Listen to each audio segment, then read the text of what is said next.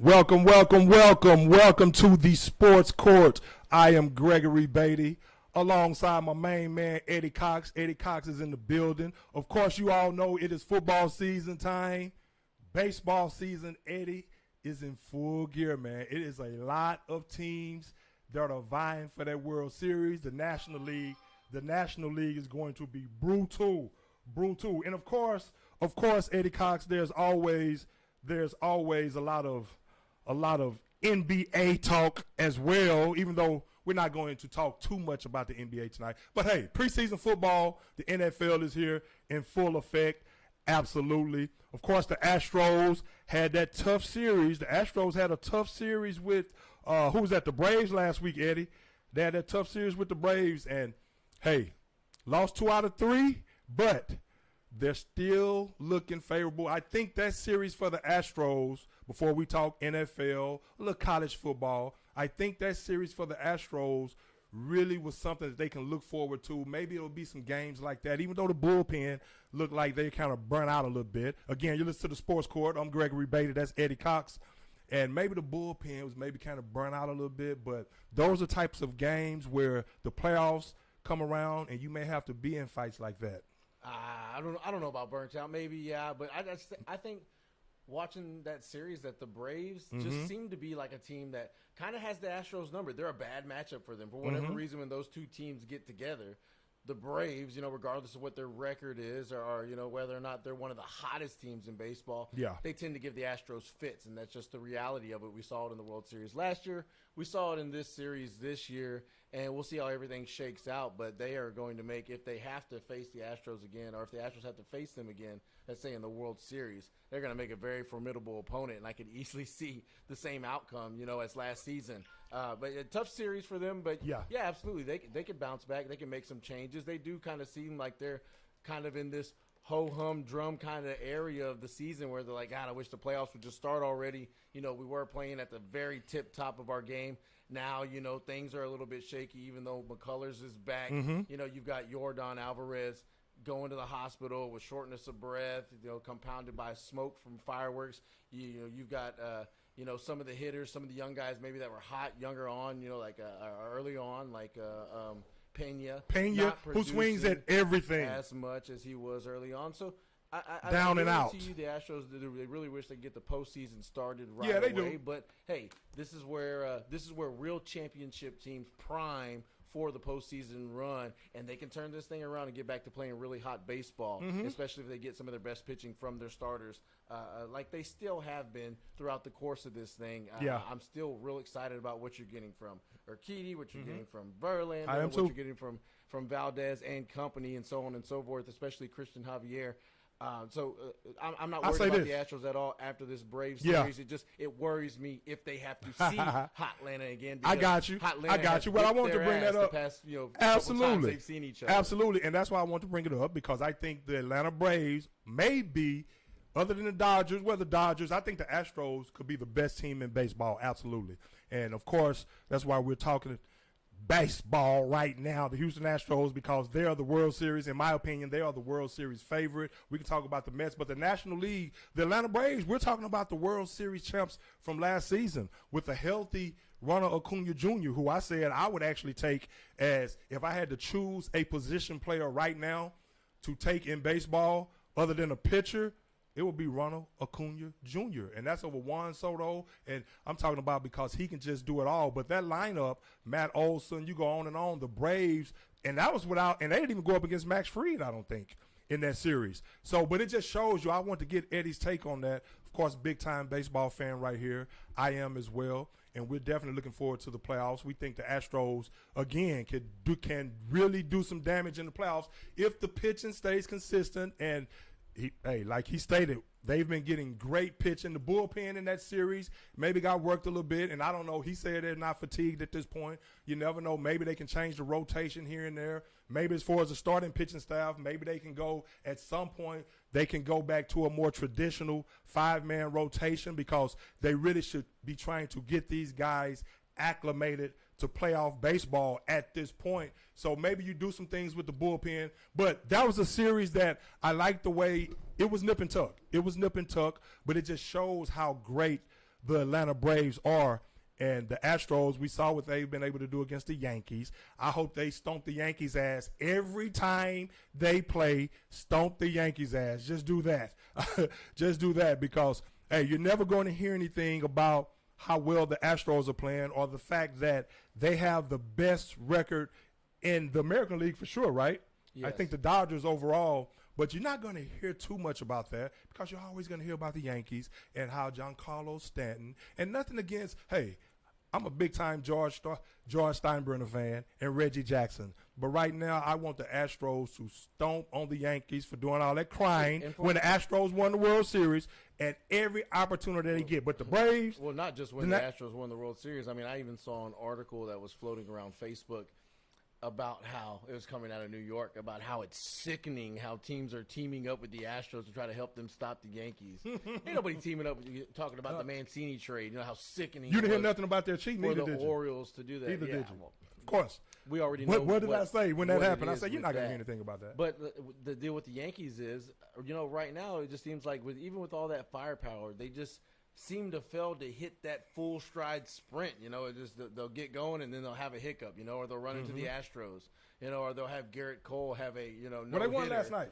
Have a no-hitter going and then end up getting booed off the mound. Yeah.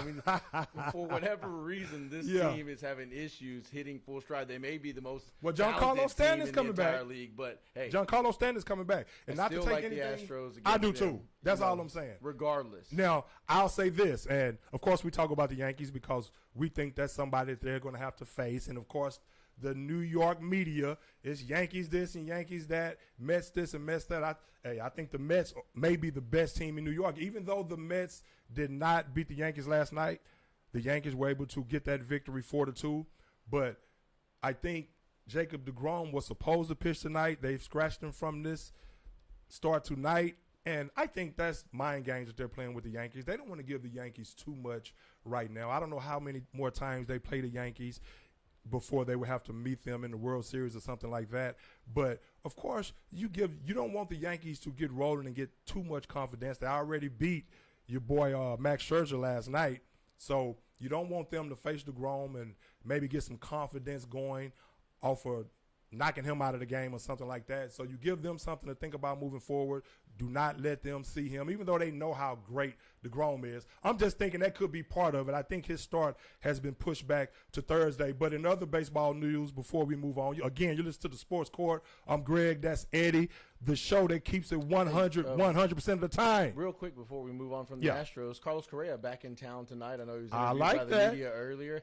How you feeling, man? Missing the guy? Wishing he was still an Astro? Well, you know what? I know early on we were like, Carlos who? With all the explosiveness of Pena right out of the gate. But he has come, plummeting back to earth, regressed back to the mean. It's as to be expected. He's still very young. He's a rookie. But does that, what he's been going through the last month or so, I wanted to ask you this, does that bring back, the feeling and the question? That I'm not sure if Carlos was asked it today, but is there a possibility that after what we all think is going to happen, he opts out after this season with Minnesota? Comes back to Houston? Is there a chance that Houston makes another run at this guy? Well, you know what? I think at this point, now one thing about Carlos Carrera, as great as a defensive player as he is, and a tremendous offensive player at times, he's not having a big-time offensive productive year. So it's a situation where I think they – continue to let Pena – well, they definitely entertain it. Now, again, Pena, he started out very, very hot, and he's been good defensively. If you look at his defensive metrics and things of that sort, he's been good defensively, but he's doing things that when you know Carlos Carrera, you know what you're going to get with a core that you're playing with, somebody that's been productive in the playoffs, so you know what you're going to get as far as leadership is concerned with Carlos Carrera at this point. He's a great player, a great defensive player, even though he's not having the gaudy numbers on offense that he usually has. But you know what you're going to get as far as leadership is concerned, and you know what you're going to get, what kind of production you're going to get in the playoffs. So I think it all hinges on how Pena finishes the season as far as – because he's a rookie, and he's doing things right now that most rookies do, and that a lot of rookies do. They actually just chase pitches that they shouldn't chase, and he has to learn from that. Hopefully at this point, with all the fodder and banter that's been spewed from his late from the way he's been batting lately, just swinging everything out of the zone, everything down and out. Maybe he gets that together. Maybe that's something that where he reels himself in and he becomes more disciplined at the plate and leads that into the final weeks of the season, leads that into the playoffs, and then maybe in the playoffs he's some part of that offensive repertoire where he's somebody that you have to pay attention to if you're the opposing team. And then we'll see what the Astros do from there. I think it hinges on the way the rest of the season pans out as far as Carrera.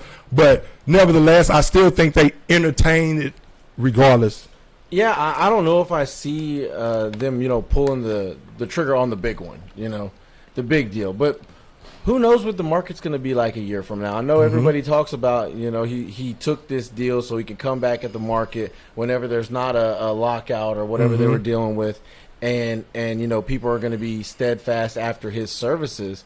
But I don't know. Anything could still happen in this season. Other teams can get a look at like, hey, we're sort of like the Twins right now. Is it worth bringing in a Carlos Correa with paying him all that money? Is it going to affect us enough to get us to where we want to go? Are we better off allocating that money and allocating those resoreces elsewhere? Spreading them out through our organization. Need to bring him up. I don't know. And I'm not even talking about the Astros. I'm talking about every other team out there that might be looking to sign this guy. So when the market develops, if it is not a tip-top market, where he's looking to command one of them $350 million deals, if maybe he's looking at the short term again, I could really see the Astros getting back in on this, getting back in on Carrera, saying why not join these guys and continue to make this run, because clearly the team is going to be either there, like you say, depending on what the market is too, or right at the cusp, a piece away, and you got to feel like a guy like Los Correa is always going to be that piece, especially for an offense that seems to find itself here and there, with its best guys not producing when it should, and its guys that normally are the consistent guys, they're not hitting. And that is where you really miss a guy like Carrera. Brantley. Well, and Michael Brantley with him. And Michael Brantley. And I said about consistent, high average stick right there at the top of the lineup. And you know what? I talked about that last week as well. I think that is something that has really flown under the radar as far as the Astros is concerned in their long-term prospects as far as the playoffs.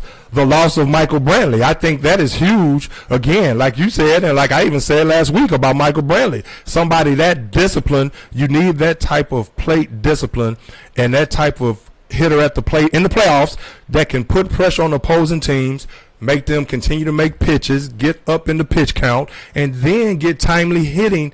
Hey man, so the Astros, of course, Bregman and Altuve, they have the experience as well, and they're going to be, Bregman is really starting to come back into his own. I think he's really starting to feel healthy, playing like that number 2 pick that we know him to be, that former MVP. Altuve has a shoulder right now. Hopefully that's not too bad. The last time we heard about a shoulder was about Michael Brantley, and we thought that was a 10-day deal, and look what happened with that. Hopefully Altuve, if they lose Altuve, all bets are off for this season as far as the World Series. I mean, make no mistake about that. You're talking about a first ballot Hall of Famer right there. So if they can get some more production, dread to see absolutely in any crunch time or pressure situation. It's like the one guy who mentally you're not going to get to. The moment's not too big. Absolutely. No matter how good he's played, how well he's hit, or how bad. In that big moment, it's like the little guy is such a giant. He really rises to the occasion and finds a way.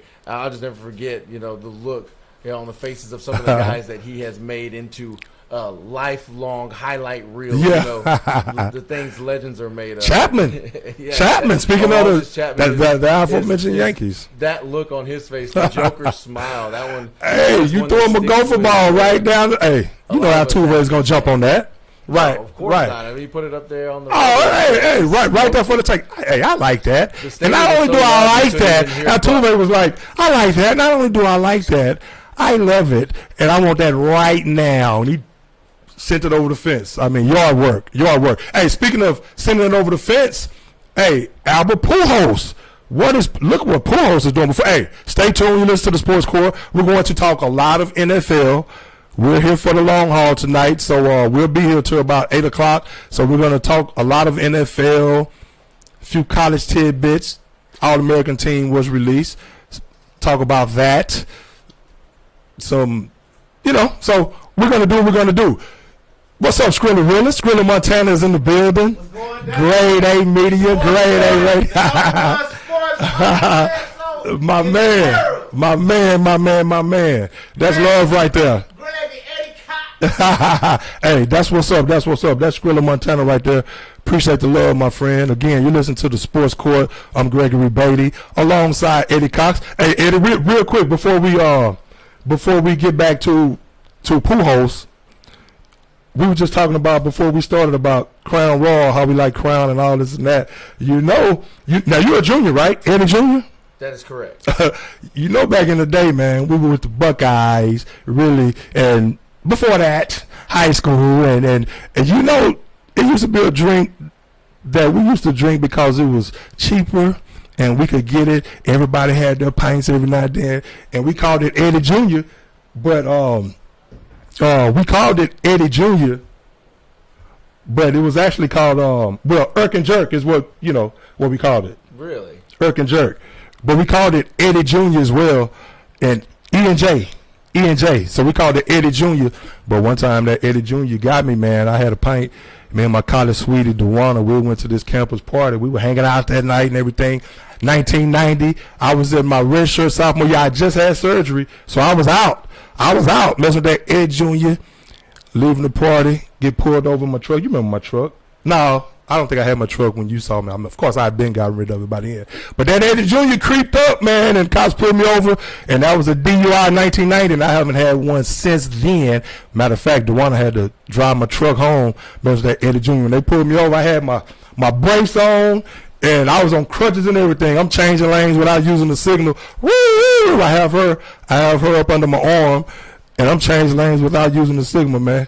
Hey, next thing you know, man, she's driving my truck home, and I'm headed to the jail station. But Eddie Jr., that's what we used to call that E and J back in the day, man. That's just a little blast from the past right there. Of course, I learned from that. But Eddie, Albert Pujols, sitting on 693 home runs right now, my friend. I mean, how does he, again, we're going to talk a lot of NFL, all that, so stay tuned.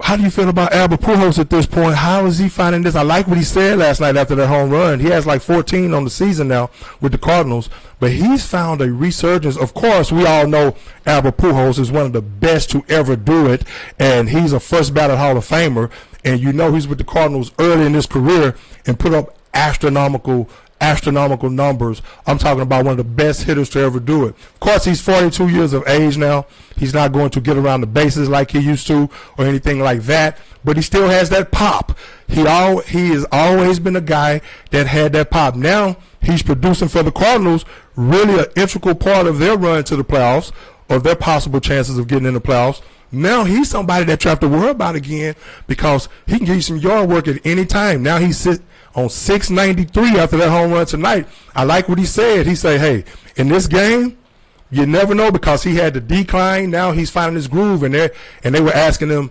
what's gotten into him. He's just like hard work and dedication and patience, and he's just seeing it pay off. The talent is there. So it's just something where he's just seeing himself, all the hard work paying off. Like he said, the game of baseball, we all know baseball is the hardest sport to play. We all know how hard it is to hit a baseball. And he's pretty much saying the game will take away he said the game will take away more than it will give. And it's just at a point now where it's giving some of that hard work and dedication back to him, and he's living in the moment and he's enjoying it while he can, but he knows at any time he can lose it, and that's how hard it is in baseball. So he's appreciative of where he is right now, but he says he continues to work hard and he continues to be dedicated to the game, even though this is his last season, and I want to see him get to 700. Yeah, it makes you wonder how far he can go. It's kind of interesting the way he's been able to hang around as sort of like this mercenary, like the Dwight Freeney of baseball. Like he does one thing good, Dwight Freeney rushed the passer no matter how old he is. Like he can get low, he can bend that corner, get around the corner. Real talk. Yeah, Pujols, he can twist on it, he can launch it, and he can still put it in the seats. And as long as he's doing that, I know he's going to hang it up after this season. Mm-hmm. But he's made a career of teams being able to justify a roster spot that should go to a younger guy, maybe a guy that's coming up, through the ranks, or your number one prospect, whatever. he's justified taking that roster spot and having a guy like Pujols, even though he's not going to play every day, just so you could have that stick. Because in that moment, you get to the playoffs, you need a big hit. Guys are wore out. This guy's fresh. And Absolutely. Guys are fresh, and he's out there to do what he does best, and that's hit the ball a mile. Absolutely. So, it's going to be exciting to see. It would be cool to see him get to 700. He is one of the biggest, Houston area villains. Hey, from that home run in 2004? Was that 2000 and what? No. What was it? It was 2004. I remember. Was it that early? Yes, it was. Hey, well, that's when he was like about 23 or something like that. World Series in 2005. And it was a bomb. Like it almost. If that top would have been open, Eddie, I was actually at the. It would have actually went out of Minute Maid Park. Pujols hit that ball so hard, man. It would have left Minute Maid Park, just like Reggie Jackson's home run in that All-Star game. I think when he was with the Oakland A's in the All-Star game in Detroit, it cleared the stadium like bye-bye. But that was when he was with the A's, where he won 3 World Series rings. I'm a Reggie Jackson fan. Hey, but let's move on, man. Let's move on. Hey, man, I want to get your take. Now, before I ask you about Kevin Durant, and we all know LeBron James re-up with the Lakers, 2 years, 97 mil. Just a cool almost 50 mil for the next 2 years. At the age of 38, he'll be in December. But that's just how great he still is. And so we'll see what the Lakers are able to do as far as putting something around him. But hey, I think he has a player option in that second year. So that's no surprise right there. LeBron, who should have been the highest paid player ever since he's been pretty much playing the game. I remember when he was with the Miami Heat, he was complaining. I heard Windhorst say something to this effect, that he was complaining when he found out that he was the 7th highest paid player in the league, and he knew he was the best player in the game at that time. So now he's reaping the benefits of that. Of course, we all know how much money he has in the bank, but more so than anything, they're paying him that money because he can still get it done. So now we'll see what the Lakers are able to do. But as far as when he was with the Miami Heat, he played with a guy by the name of Udonis Haslem, who's decided to come back for his 20th season. Now, Udonis Haslem, here's a guy who hasn't even played, he really is just a coach on the sideline. He's really just, kudos to him. It's a lot of people are saying that Udonis Haslem, they think he's selfish for doing this. But it's like, hey, if the Miami Heat coaching staff, hey, man, this is a dog-eat-dog world. So, if the Miami Heat coaching staff are going to continue to pay him a player's salary, I think $2.6 million for this next season, 42 years old. Of course, we all know he's just an extension. He's just an extension down there in Miami. He's there. They're bringing him back as a player, even though they're taking up a roster spot right there. But they figure that his presence alone in his 20th season, even though in the last 3 seasons he hasn't even played over 18 games, really hasn't played over, I think, like 60 games since 2015-16 altogether. So we definitely know that he's not going to be a guy that's going to contribute on the court. But, of course, they're bringing him back because of what he provides as far as that Miami culture. Of course, we know that he's an extension of Pat Riley and Eric Spoelstra. So, but you also, if you're a player, you also have to wonder, is he too much of an extension of those guys? And is he watching, or is he here to watch everything we do? And I don't know. I'm just saying that could be how some of the players may be thinking. Double agent, if you're gonna put on a suit and coach. And see, that's just it, man. If you're going to play, then suit up and play. Which one is it? And exactly. You can't be a coach on the court. But, maybe for Haslem, it's not that big a deal. I'm sure. No, it's not. I'm sure these guys are. He said he wanted to do that. With him, and they probably feel like he understands that players are probably going to feel a certain way. But he's going to act in a way to where they don't have to worry about it. Yeah, you know what, too? He's going to be – coaches don't well, really I think now I was being kind of cynical right there. Yeah, right. I ended up being a bit cynical in that take right there toward the end, because I just look at everything from every angle. But in all respect to Udonis Haslem, he's been a great leader for that team, and he's entrenched in that city. And whether he's an extension or not for them, I think more than anything – Pat Riley and Eric Spoelstra, I think more than anything, they feel that he's an asset to bring that culture and bring that team along, no matter, even though he's taking up a roster spot, just the voice that he has and the things that he can teach those guys professionally. And those guys, they're going to fall in line with what he says. Again, he's their voice as a player. So those guys, he knows like I like to say, he's going to put himself in the other player's shoes and vice versa. So I think it's a shrewd move by the Miami Heat to do so, thinking that overall is going to be what's better and beneficial to their overall success. So I can see it, but hey, there's a lot of people wish they had that roster spot, but hey, that's just the way it goes right there. Now, KD, it was said today that Kevin Durant will be staying with the Nets. And I knew that was going to happen. After he requested that trade, Eddie, comes out of nowhere for whatever reasons. We know how wishy-washy he can be at certain times and how much he placates to the media, and maybe all the Kyrie talk and all the Kyrie stuff had maybe had him want out where he can like pop his collar and say, hey, what I'm going to do, I run my own ship, yada, yada, yada. That probably had something to do with it. He was kind of trying to posture just a bit when he requested that trade right when free agency started from the Nets, and Kyrie had just signed back with them. But I never really thought that was going to come to fruition. Now, when it happened, of course, it caught the Nets and Joe Tsai, the owner, and Sean Marks caught them off guard. But it happened.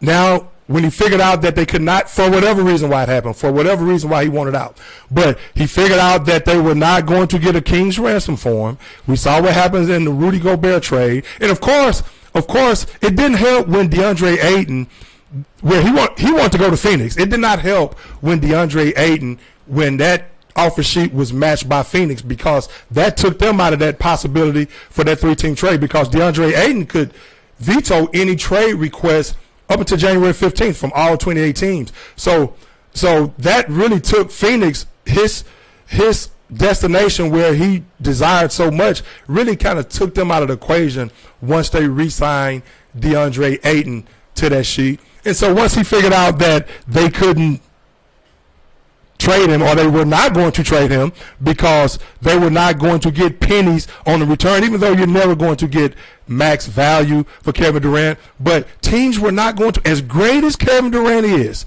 and I think when he's healthy, he's one of the best player in the game, top 2 for sure, but I would take KD over anybody even at this point.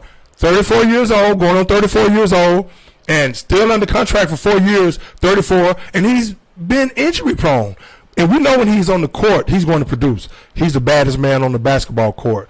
But when he figured out they couldn't trade him, or that they were not, then he wanted to oust Steve Nash and the GM, guys who've had his back from day one, pretty much acquiesced to everything that he wanted to do as far as putting a team together that he wanted. Now all of a sudden he wanted out. Now they're saying today that he's staying, which is not surprising because he was under contract for 4 years. And I like the fact that the Nets did not actually acquiesce to his demands the same way they did not to the long-term contract with Kyrie Irving. Now they're saying, we want to see you all go out and prove it for a year and let us get something back on our investment. Go out there and play, shut up and play ball. And get paid a lot of money. The one thing that, basketball players complain about being told, all the time, but now they're just going to shut up and play ball. I don't buy it. I think it's funny. This has the it just has all the signs of Kevin Durant being like a toddler in the playpen, throwing a temper tantrum. Well, that's it, man. And he's like holding up a toy, and he's like, if you don't give me what I want, I'm going to break this toy. And then he breaks it, and they're like, look, now you've got one less toy. But you ain't going nowhere, and you ain't coming out of there, and you're going to play for us.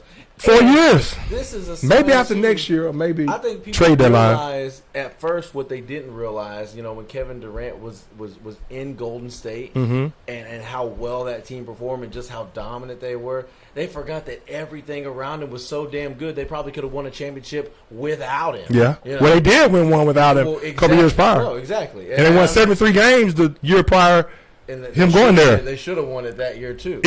Absolutely. Hey, but so you start to realize, but you start to realize that maybe Kevin Durant, as good as a mercenary as he was for them, everybody in the league thought, man, if we could just get Kevin Durant, he's going to be our like LeBron James like ticket to either the conference finals or pretty damn close to it every single year. Yeah. And I think we've seen after how this has played out in Brooklyn that for whatever reason you could call it, him being immature, you can call it, off the court issues, you can call it inability to build team chemistry or display or perform in any type of leadership role. Call it whatever you want. For whatever reason, people see now you don't just acquire Kevin Durant and all of a sudden all your problems are fixed. Absolutely. As a matter of fact, you got a whole new list of problems that you got to, sift through and figure out and prioritize on top of keeping this very thin-skinned but very that's it right there. Very athletic and talented man happy. Right. I think teams would rather just go the more traditional way, Yeah.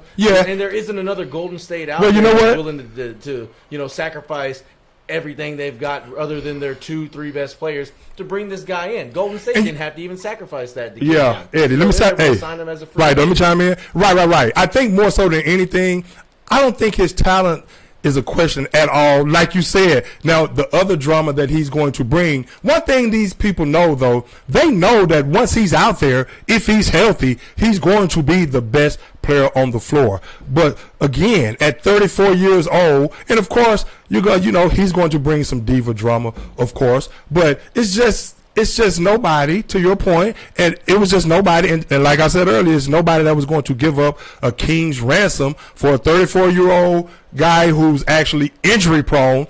At this point, they were not going to gut their roster for that. Let me tell you what well, just let me test this and see. Let me kick the tires on this. Again, that was posturing. What? It's like a sign I saw for like your standard Lexus, $71,000 used, 2018, certified pre-owned, 71. I'm like. Yeah. Well, again, right where I'm at. Absolutely. And you know what? Again, that was just him. Good young talent coming into this league. Right. You could very well find the next KD if you don't, succumb to a knee-jerk reaction. He's a great player. Trade it all, future and all, to bring in a guy that, let's face it, he's just not LeBron James when LeBron James was, what he was. As far as galvanizing the entire team and getting them over that hump, as far as as we call them, to the conference championship. It's just he's not the guy. Well, you know what, too, man. Again, more so than anything, I think it was just posturing on his part. I don't think they built a super team around. Well, that's what I'm saying. So that's what I'm saying. It was just posturing from all the Kyrie talk, and everybody saying that Kyrie did him like this and did him like that. Me being one of them, I was one of the ones who thought he was being very weak in the way he was handling that situation. As far as publicly, I don't know what was going on behind closed doors, but maybe he just got fed up with all that and he wanted to pop his collar some, really realizing that the chances of him actually getting traded, I never really took that trade demand really that serious, because I never thought that it would actually happen with him, and I don't believe that he really thought it would as well. Like you said, he probably said, let him kick the tires and see what happens, just to posture a bit, let them act like they really want me to stay at the end of the day, because after he didn't get what he wanted as far as the trade demand, then the next move, what was the next move after that? Okay, we'll fire Steve Nash, the guy who you wanted, hey man, give this guy a chance to succeed. He did not have his full complement of players. You shouldn't be blaming it on Steve Nash. You should be getting at your boy Kyrie Irving for not giving you a complete team. Of course, you have some other injuries as well, and you have some other people coming back this season that's going to help that. But that's the guy that you should have been mad at. You look, James Harden, he ended up exiting out of town. Why? Because he didn't like the way the Kyrie Irving situation was affecting the team. So now you have KD. He has all this going on. Then I hear he goes to Philadelphia after him and James Harden supposedly stopped speaking after that. I hear he goes to Philadelphia one weekend during this offseason. Him and James Harden hang out. Then he starts saying that that's a possible trade destination. So he just doesn't know what he wants to do right now as far as the way he wants to be perceived. As far as he's popped his collar saying that he wanted out. I don't think he really thought that he was going to get out anyway. Now he's made like, hey, he's the captain of his own ship, when everybody said he's never been the captain of his own ship. He went and jumped on Golden State's bandwagon, all this and that. So that was just his time to kind of, again, just kind of whine and pop his collar, so to speak, and give all these requests and demands. Now he's back in line because the Nets said, no, you're only going to go play ball. For one, you're under contract.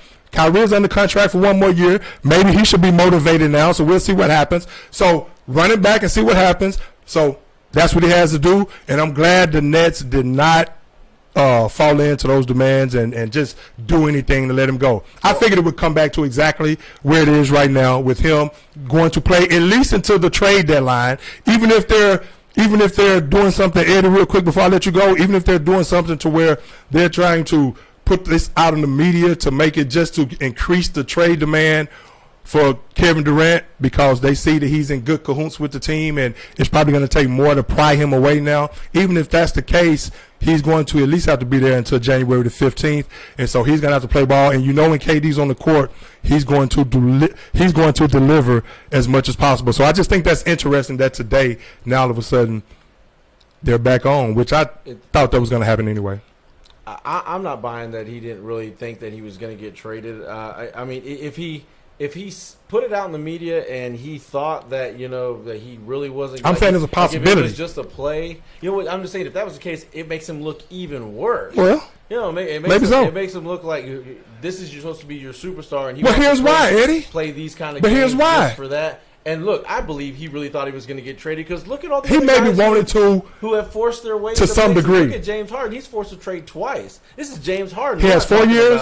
Eddie, we're talking about Kevin Durant. Eddie, he has 4 years left on his contract. That's one of the main reasons why I say that. I'm talking about the realism of it. I don't think with what he knows he's worth, I don't think he went into that just automatically thinking, okay, it's automatic that I'm going to be able to force my way out. Yeah, maybe he did actually want out at one point, again, because he's so emotional. Maybe at that time he was at that point to where, okay, well, I'm mad at this person, I'm mad at that person. I want to show that I can do this. And maybe he did, but I don't think he was completely in the mindset. I just think he's a realist. I don't think he was completely in the mindset like this is actually going to get done, because I'm under contract for 4 more years, and I just think, and with Kyrie still being there, I just think he always knew in the back of his mind that the Nets were not going to acquiesce to that demand because his price tag is just too high.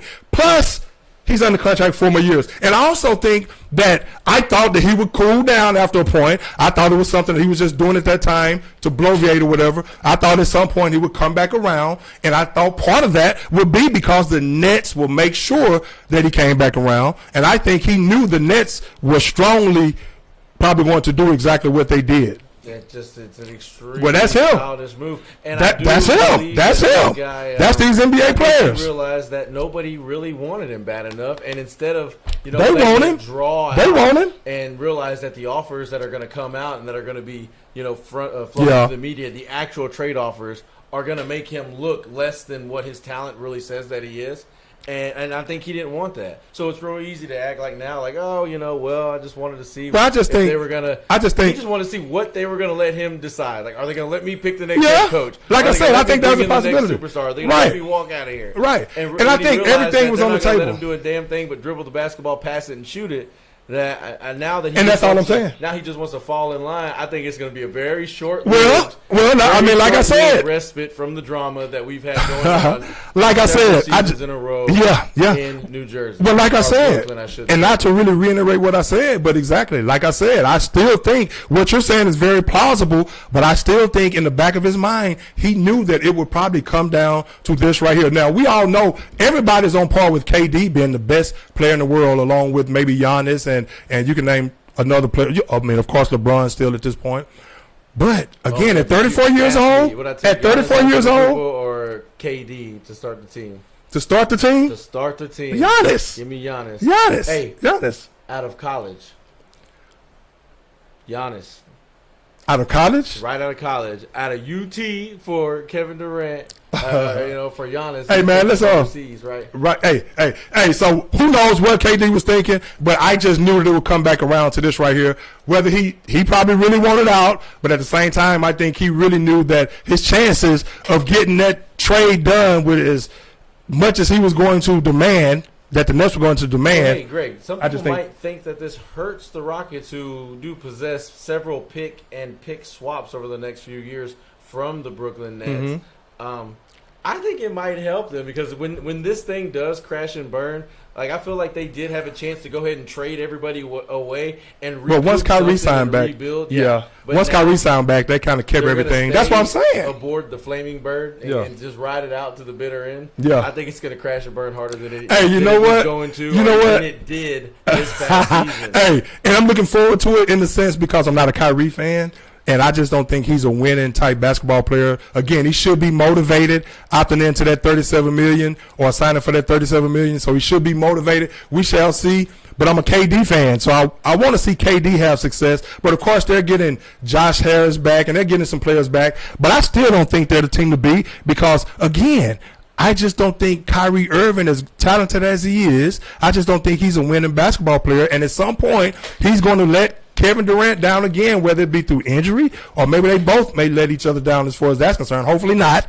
But at some point, he's going to let the team down again, and the chemistry is not going to be there. The cohesion is not going to be there, and something is going to derail that team. And the first thing either Kevin Durant or Kyrie is going to do is blame it on Steve Nash. So we know that's probably going to happen. Hey, but that's too much Kevin Durant talk for one night. It's not even basketball season, but all this news just hit the fan. I know so much drama makes you forget they even have Ben Simmons over there. And they have Ben Simmons. So we'll see exactly what Ben Simmons brings to the fold. We'll see if he actually takes a jump shot.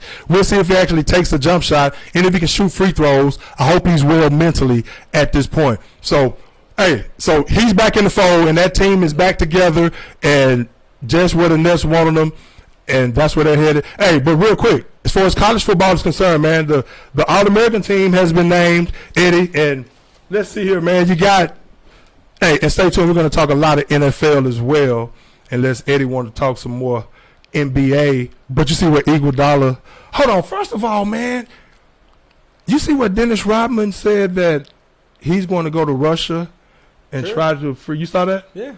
And where he's cool with he went to Putin. South Korea. Yeah, I mean he did go to South Korea. Now he has to go to Russia. He said he's been given North Korea says he's been given the okay to go to Russia and try to secure the freedom of Brittany Griner. So I wish him well in that and be safe in that. Now, I'm not a political guy. Over there, and they're gonna lock his ass up too. Lock him up too. For over here trying to fight for him. We got two great basketball players. Wait, have you been drinking? Have you been drinking? That's 10 years. That's 10 years you've been drinking. Hey, publicly. But Russ, no, me neither. That's the whole point. That's why I say be careful. And you know what? I'm not a political guy at all, so I'm not going to sit here and delve deep into politics. Now, I know all this happened after Russia had invaded Ukraine, and so the U.S. have not been in good cahoots with Russia, which never really have been. At least I know that much. But we all know Russia has a mind of their own, which every country does. But so I'm not too political. I hope they free Brittany Griner. Now, that's a decade for that.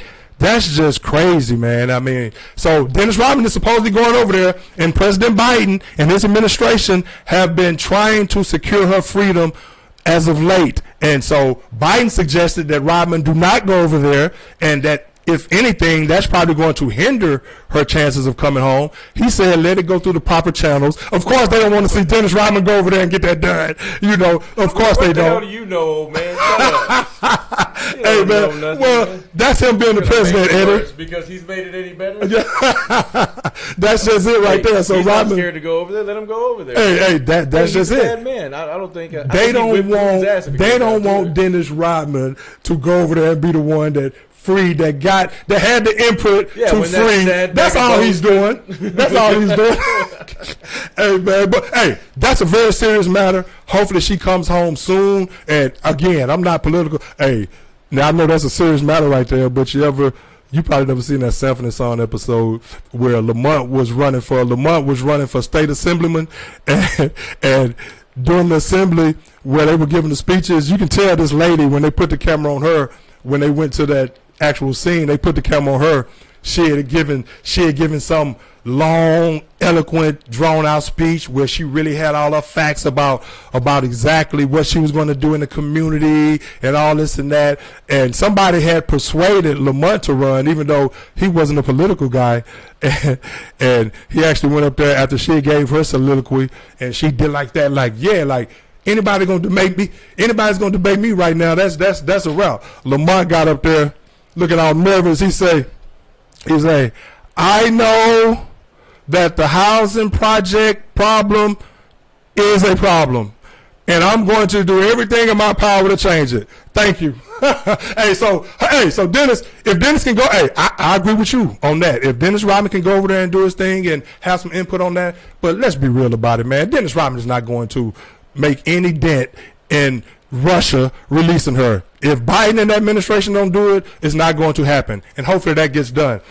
So as far as the All-American football team, the AP All-American team presented by Regions Bank was selected by the panel of a panel of top 25 voters and released on Monday, man. Who you think had the most? Who had 4 first-teamers on there? Take a wild guess. Ohio State. Not Bama. No. Bama. I Ohio State. Guess Ohio State. Well, you know I was going to segue into that. Nah, not them. Big dog. Oh, I got you. You got jokes tonight. So you're a comedian right now. Hey, well, check it out. Nah, but you know what? To your point right there, that is funny because when we played Bama a couple years ago, not when we whooped Bama 2015 with Zeke and them to earn that first national championship. Can't forget about that. But ever since Saban changed everything around, where he started recruiting speed, after that loss, when Ohio State ran roughshod over them, after that loss, then he's like, I'm not going to play in a phone booth like this. I'm going to actually expand, be more pass happy, and things of that sort, and get more people that can move on the edge and things like that, because Ohio State just did them bad. Once they started doing that in that last championship game against Ohio State, you're right. Bama is definitely the big dog in college football. Make no mistake about that. But, man, they put a whooping on Ohio State. I'm like, hey, man, Ohio State, Bama is a juggernaut. I totally agree with that. But they had 4, Eddie. They had 6 players on the 2 teams. I think the first team they had 4. Of course, Bryce Young, last year's Heisman Trophy candidate, going to be a top 5 pick in the draft. I still think C.J. Stroud will be picked ahead of him. C.J. Stroud was actually on the second team, Eddie. But the first team, Bryce Young from Bama, Will Anderson from Bama, who's a tremendous superstar outside linebacker. Who could probably be the first pick in the draft, depending on who's drafting. That's how special he is. I'm talking about he's a talent, Eddie, like a Micah Parsons. He's that type of talent. And then, of course, DBs, Jordan Battle, and Eli Ricks from the transfer portal. Like we're talking about Bama, Nick Saban did all that complaining about this and that. Look how he's come up in the transfer portal. Eli Ricks, transfer from LSU. Then you got another transfer on the second team, all-purpose running back Jameer Gibbs, and guard Emil Ekiper. I think that's how you pronounce his name. I apologize if I'm not pronouncing his name right. But so that's theirs. The Buckeyes had 3 on the first team. They had 5 overall. Paris Johnson Jr., lineman, who I've talked about. Travion Henderson on the first team, along with your boy Bijan Robinson from UT. So Travion Henderson, who y'all, Jackson Smith and Jigba on the first team. And then on the second team, C.J. Stroud and tackle Darwin Jones. So then you have Georgia. They had 3 players. Of course, last year's national champs, Georgia Bulldogs. They had 3 players picked on the first team. Tight end Brock Bowers, who is a tremendous, you know what I'm talking about, a tremendous tight end, and who can do it all. I'm talking about can stretch the field, can line up as a wide receiver, has the speed, has the wiggle, athleticism. Hey, that white guy can play, man. It reminds me of Travis Kelce to some degree. And I think he's probably going to be more stout. A little bit of Jeremy Shockey, too. I like that. I like that with a little bit of Jeremy Shockey. I like that a lot, Eddie.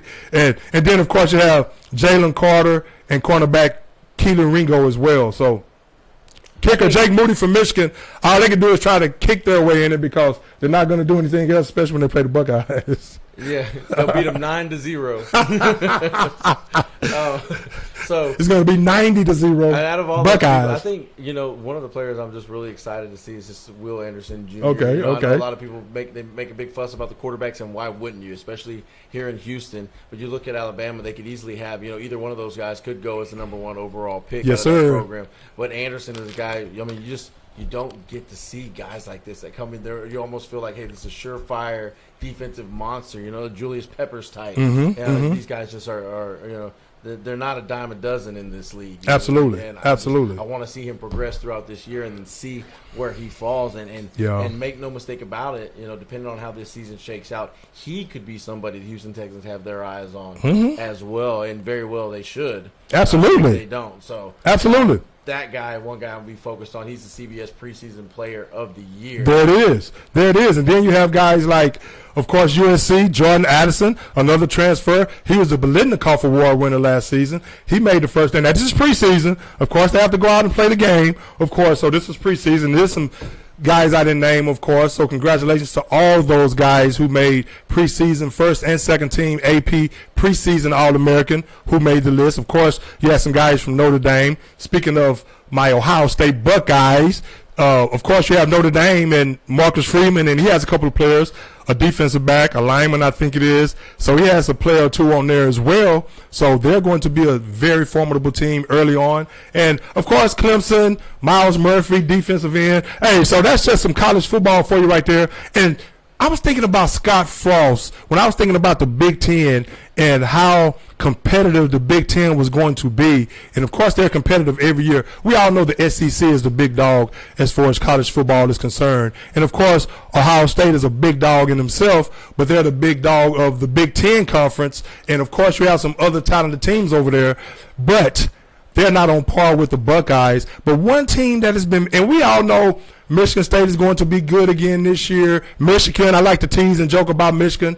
They're our rival on the football field. We know Harbaugh is going to have those guys playing at a high level. Now, they actually beat Ohio State last year. Like Eddie said, 9-0, that's a pipe dream. That won't happen this year when they come to Columbus. So I guarantee you that. But they're going to be formidable, and they're going to be good. And he has some talent over there on that team as well. So, and then, of course, Penn State, they're going to be good, and there's some teams. But one team, Eddie, before we talk a lot of NFL, it's just 7 o'clock, so we're good on time. Before we talk a lot of NFL, one thing about it, Scott Frost, what is going on with Nebraska and Scott Frost now? That's the worst stretch that they've had over the last 60 years. One thing I've noticed, now he's their homegrown. Of course, Trev Alberts, who I think was actually his teammate when they shared that national championship in the 90s. Scott Frost, option quarterback for the Cornhuskers. Of course, they've given him that job, and they've given him every chance to succeed. Now he's going into his 5th year, and even though they've been competitive, you watched them play, I think last season, they lost 7 games by 7 points or fewer. I don't think they lost any games by more than 9 points, and they were 3-9. But you're talking about a powerhouse in Nebraska who you would expect to bring that tradition back like they were back in the day when they were putting out Heisman Trophy winners and winning national championships. They have a share. They've won or have a share of at least 5 national championships, but if they haven't been to a bowl game since 2016, haven't won the conference title since 2009. Scott Frost, this is his last chance. Now, they made him fire 4 of his assistant coaches on offense, and even though they like the way they've been competing, but Trev Alberts, the AD, is going to give him one more season with Nebraska, but they have been terrible if you think about the Heisman Trophy winners, Mike Rozier, and that tradition that they have. Can Scott Frost get them back over the hump? Now they have your guy transferring from the University of Texas. What was the quarterback name last year? Caleb Thompson, who's the son of former Oklahoma Sooner quarterback Charles Thompson, who was very good when he was with Oklahoma Sooners. Got into some trouble out there, but they have Caleb Thompson, and you have Mark Whipple now calling the plays over there, but this is Scott Frost's last chance. We know that Nebraska is giving him every opportunity because of what he did for them in the past, and yada, yada, yada. But what do you think about Scott Frost in Nebraska?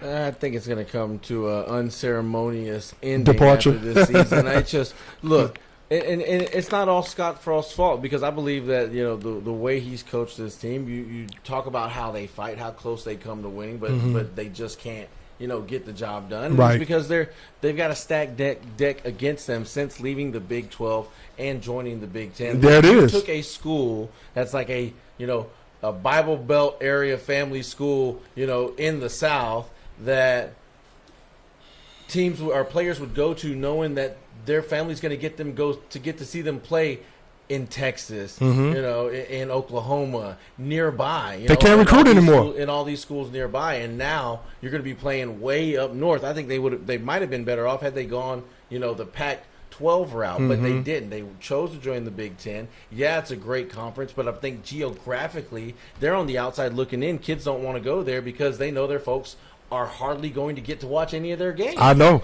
and you know what too? It's sad, but that's the reality of the situation. Why do you think Texas and Texas A&M want to go to the SEC? Right. Keep all those kids playing in the That's true. Southeast, and parents 100. can travel and go and see games, and kids are going to be, and let's just keep it filling up their roster. Right. They can't wait to sign letters of intent. Right. That's where they want to play. I mean, and you know what too? Like you're saying, since they joined the Big Ten as well, of course they haven't been able to produce when you have teams like Ohio State over there dominating like that. But let's just keep it 100 too, man. I mean, going to Nebraska is not as appealing at this point either, man, when you have so many other schools to go to and to choose from. But just going, and nothing against the state of Nebraska, but it's just they just cannot lasso those recruits like they used to go out there play up and north. play up north more than anything in the cold weather. Exactly. Even though there's other cold weather areas. You got every kid but in the Michigan fact just down the door to but go just to think Ann about Arbor, it. and then same thing in Columbus and That's Ohio. true.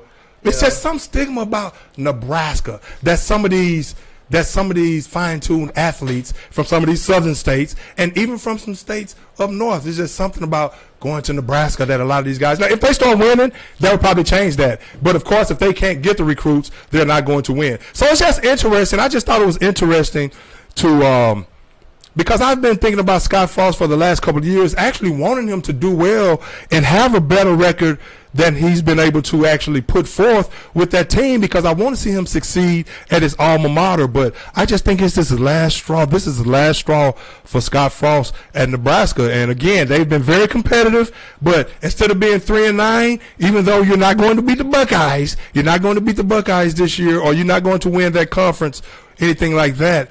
If you could just flip that and at least get to a bowl game, of course that will help save Scott Frost's job. Now, of course, we were talking about just beat the Buckeyes. And that's not going to happen this year. They'll Buckeyes, They'll beat them by 2. Shit. And then they'll wake up from a dream. Stroud sacked 12 times. Whoa, man. Hey. I think I see more of a 12 touchdown performance more than 12. Hey, but you know what? So we'll see. Well, hey, Nick Saban with the big dog Alabama. The Buckeyes gonna get Bama this year. You watch what I tell you. But you still got Georgia to deal with and all those teams. You got to play on the field. So we'll see. But Nick Saban inked a. Hey, speaking of age, is just a number. Nick Saban. He inked an extension through 2030. Now, whether or not he fulfills that contract, we shall see. But at 11.7 mil per. But what is he already? Like 68, 69? 70? Him and I mean, that just shows you. Yeah. That just shows you. Nick Saban's been in football since the 70s. Yeah, the late 70s. Hey, but you know what though? Again, man. In the NFL. Yeah. I mean, he coached my boy Selwyn. Shoes. You know Selwyn. Yeah, Selwyn came here. He says he's coming back in as soon as he can get off from his job. From he's one of them big wigs. You know what I'm saying? Says, but in Houston, they used to call him Coach Satan. Coach Satan. Hey. Well, Selwyn definitely had his dealings with him as a defensive back coach. Now, one thing about Nick Saban, as far as him signing that extension, again, he has that youthful exuberance, and you can tell, man. I mean, he has that energy, that fire to still do this, and he's around youngsters every day. So his passion hasn't waned one bit, and that's, doing what he does is his passion. He's highly successful at it. He surrounded himself with a great staff, so he doesn't have to go out and do all the heavy lifting. So he can let other people, he can allocate other duties to other people, a great staff that he pays very well, that the school pays very well. And they're getting all these big-time recruits that the Nebraskas are not getting. And so why should he retire right now when you can continue to man the sidelines, go out there, stay in shape, stay young, and collect 11.7 and do whatever you want to do in Tuscaloosa, Alabama until the day you die? I mean, what else is he going to do? He still has all that energy, so he may as well coach. So congratulations to him for signing that extension. I don't know if it's necessarily congratulations to all the opponents, but Nick Saban and Bama seems like they're here to stay. So I just want to say that.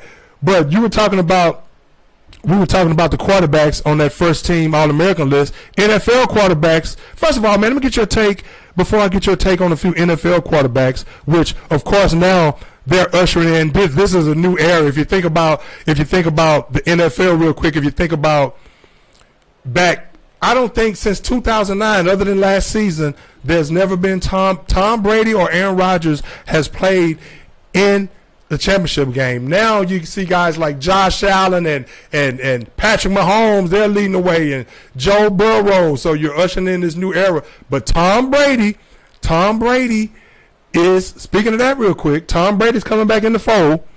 Now, at 45 years old, the GOAT, who took his vacation out at the Bahamas.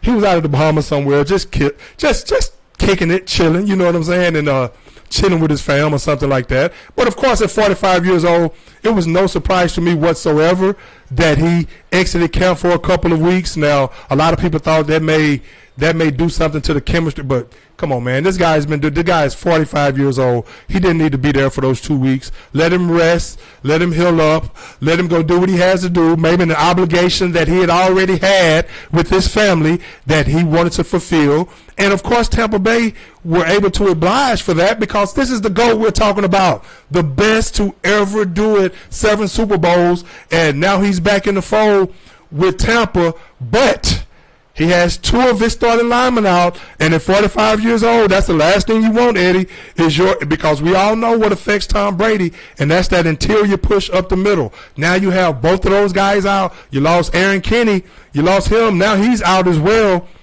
to go along with the other linemen that they had lost last week.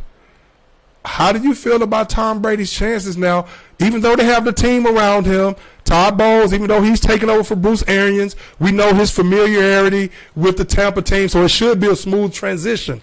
But what may halt that, and it may be more of a halting than a lot of people think, and I'm kind of concerned about, as far as Tom Brady's concerned, that you have to get these linemen to protect him. I know he can raise the level of play in anybody that steps in, but it has to be brutal for Tom Brady at that age, and you've never been a mobile quarterback anyway, to lose 2 of his interior linemen. Yeah, it's going to bother him. Starters. Whenever you're starting the season off against, you could say, 3 or 4 teams that have like elite pass rushers on their roster, and then Dallas, who has Micah Parsons and a combination of some other guys, they can get some pressure on the quarterback when they want to, especially when they send 11. So that's going to create problems for Tom Brady, and if they start slow, I don't know if with the effort he's put forth in training camp, if he's going to be able to command the team and sort of drag them out of, an early season lull in enough time for them to catch up, with, whoever may be the team that's flying high in their division. Carolina, even though a lot of people have questions about Matt Rule and what he could do, they're feeling like they've got a pretty good chance. With Baker now. They thinking Baker. And if, they keep 22 healthy, he's going to be a That's problem, the key right there as far as Carolina. And then when you talk about Brady not being there for training camp for 2 weeks, we all know, apparently he showed up and he's razor sharp. Yeah, of course. But let's be honest, this is not something that Tom Brady does. This is not something that he's typically made a habit of doing. When he's taken time away, it's already been pre-planned time away. This sort of, if you follow the media releases, you follow, the stories, if you read ProFootballTalk.com like I do, you see that, the team was a little bit caught off guard that Brady was gone and missing from training camp this long. And if they start slow, it's going to make you wonder, if that's why. And it's already made me wonder real quick go ahead. How committed Brady really is to the Buccaneers, how upset he was about not being able to find a trade partner. And even though Bruce Arians isn't the head coach anymore, a trade partner. A trade partner, when the rumors were he wanted to go to Miami. And then, we've heard the rumors. Since last season? Since last season. We heard the rumors that Dana White, initiated and brokered a trade for him to go to the Raiders. To the Raiders. John Gruden killed it. John Gruden killed that. You know, ultimately he was still trying to move on. Allegedly. Yeah. Allegedly. I believe it because he talked about it on the Shop with LeBron James.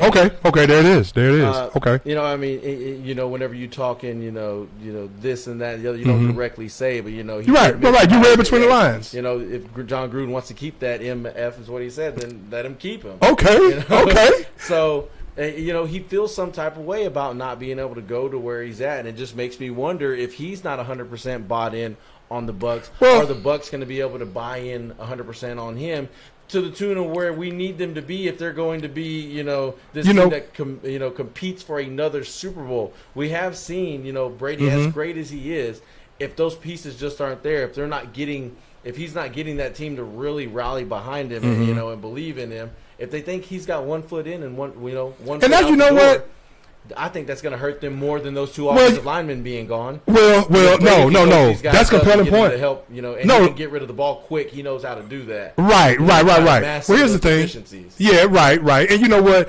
I'm not going to poo-poo on that point because that's very compelling what you're saying, and that could definitely be a possibility as far as the way some of his teammates are thinking. But it's hard for me to believe. So you're saying that he left unexpectedly and people were caught off guard by it? It just seems like the team was not prepared for him to be gone that long. Well, here's my thing. To miss two of camp, when you can get in cohesion with probably some new receivers and things of that sort. But you know what, too? You know? I think it's a little bit of give and take with Tom Brady because it's Tom Brady.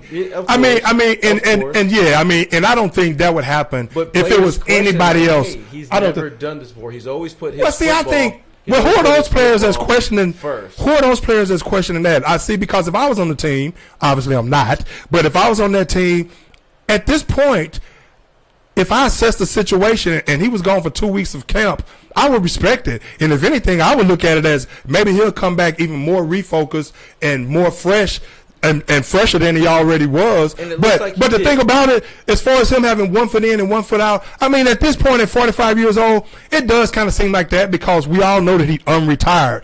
That's for sure. But when he decided to come back, I'm sure to a man, he probably let those guys know, or right after he was departed and they found out that he was going to be gone, I'm sure the team and the staff let everyone know, professionals, grown-ass men who are there to do their job, and I'm sure they let them know that, hey, he's going to be gone for a couple weeks. Yeah, this is unprecedented, and it usually doesn't happen, but it's Tom Brady, and things happen, and this is that. Let's deal with it. When he comes back, we know he's going to be razor sharp. You all just continue to come in here, do what you're supposed to do, and I'm sure they're looking at it like they'll rather take a refocused and sharp, fresh Tom Brady, feeling that he can really galvanize everyone around him and get them back in par and back on sync with what he wants. I think he'll fall right back in line. Now, to your point about whether that hinders them during the season more so than the offensive lineman injuries, I don't think it will. I mean, you have veterans on that team.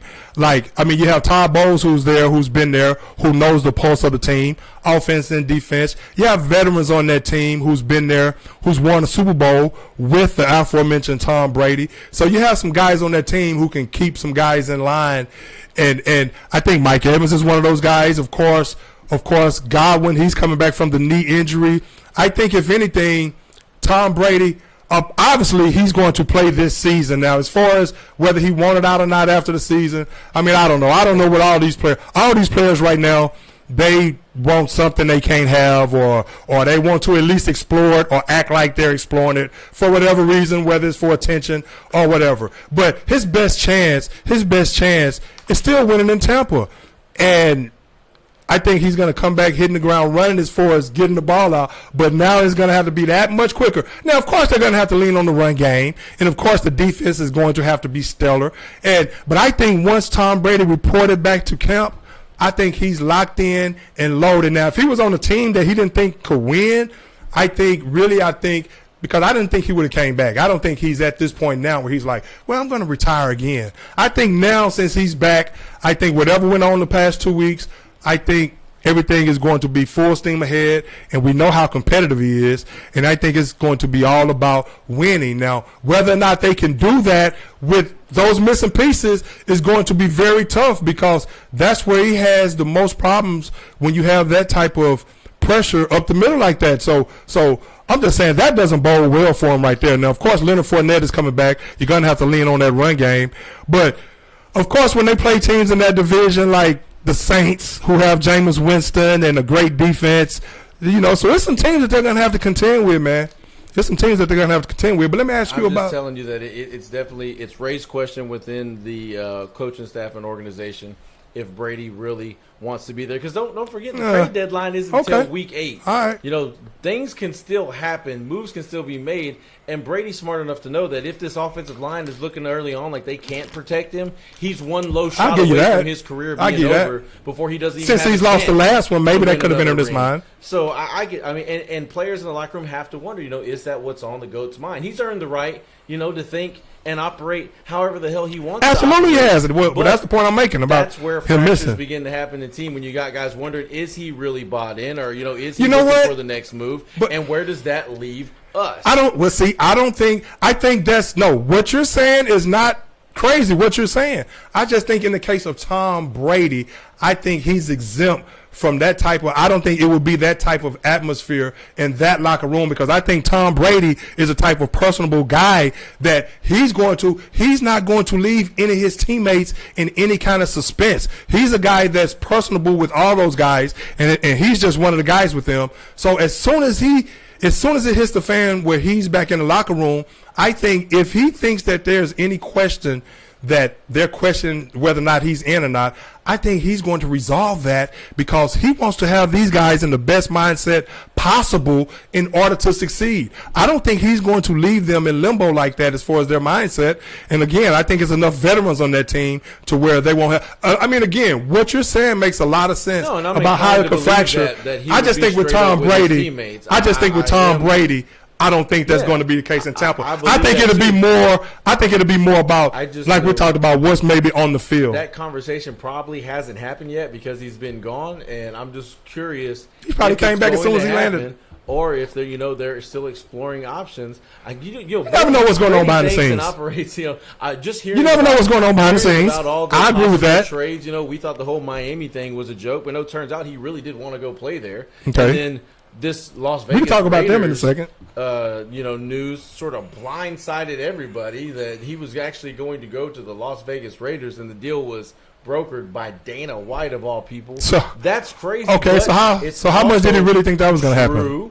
So I'm just saying this is something that I wouldn't be surprised. And then if you look at it, if you're the Buccaneers, you got the Super Bowl. Bruce Arians has moved on. You still got a good young core in defense. Yeah. You could trade Tom Brady to somebody who thinks they can make a Super Bowl run with him, and you could probably get something back.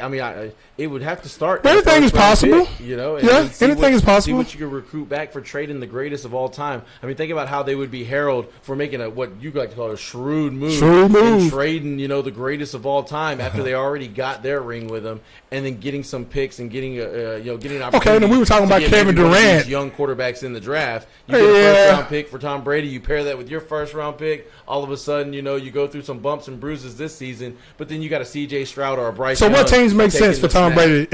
Which I don't believe he's anywhere near getting traded from Tampa or ever will. I think he'll retire. I really think he's going to retire in Tampa Bay. But you're talking about some scenarios. Which team would you? Up until earlier this week, I thought that Cleveland could be a real dark horse. Okay. Even though they don't have the first round pick, they could offer a package of with players. Mm-hmm. If Deshaun Watson was going to be suspended 11 for games. An entire year. You get take on that real quick. 11 games, so you could take Cleveland, right out of that.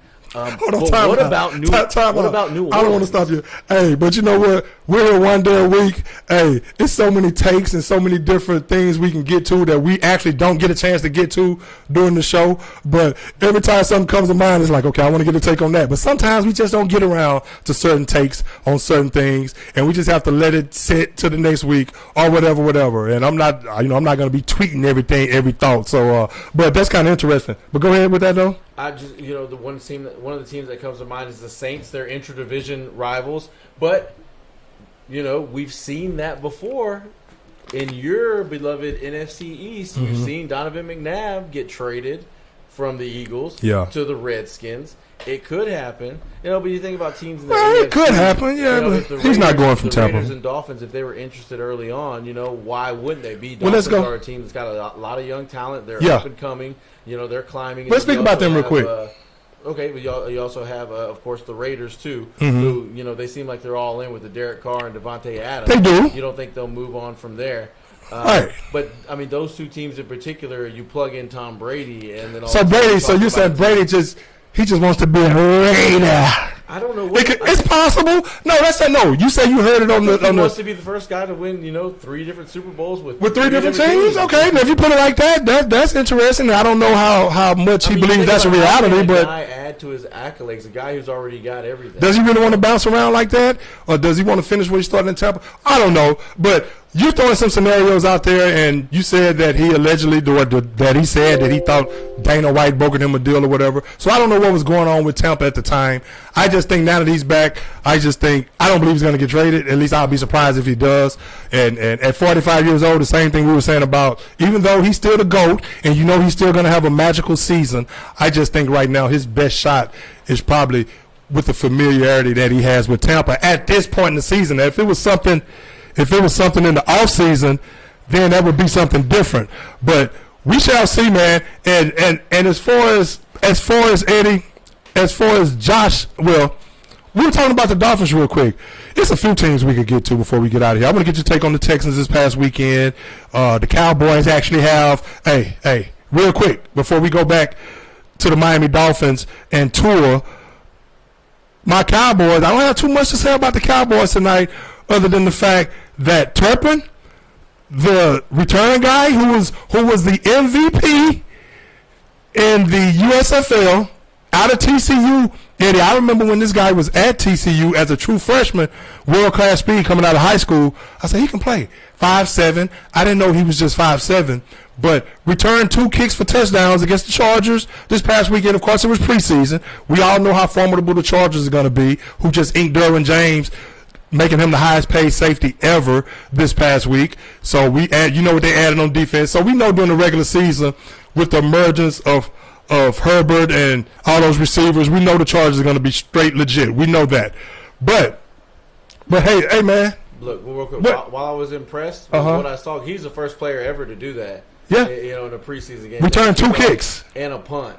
Both in a preseason game, yeah. Which is impressive, and it'd be nice, for the Cowboys to hit on somebody like him. Agreed, man. They could really use that. They signed him to a 3-year contract. I'm not sure, what he adds to the offense as a whole, but he would definitely be an exciting special teams player. I will say this, not to take anything away from the kid. Mm-hmm. Those were 2 of the worst special teams coverages I've seen in my entire life. Hey, like I said, it was preseason. The kickoff was but terrible. You know what I'm giving them? He didn't make some moves or whatever. Right, yes, he did. He made some people miss. Those guys from Los Angeles, they just did not seem like they wanted to tackle the ball. That's why I'm not too. Or get off the block or anything. But you know what? Let it happen. And see, that's why y'all hear me say fight, no heart, none at all. Yeah, but you know what? That's a possibility. Other than that one you said where he made some people miss. He did make some but moves. You know what though? But you know what? And that's why you hear me right. And that's why you hear me say that I'm not crazy about preseason football. I know some guys are doing some things in the preseason, some rookies. You look at Desmond Ridder. You look at some people at the quarterback position. Some players making some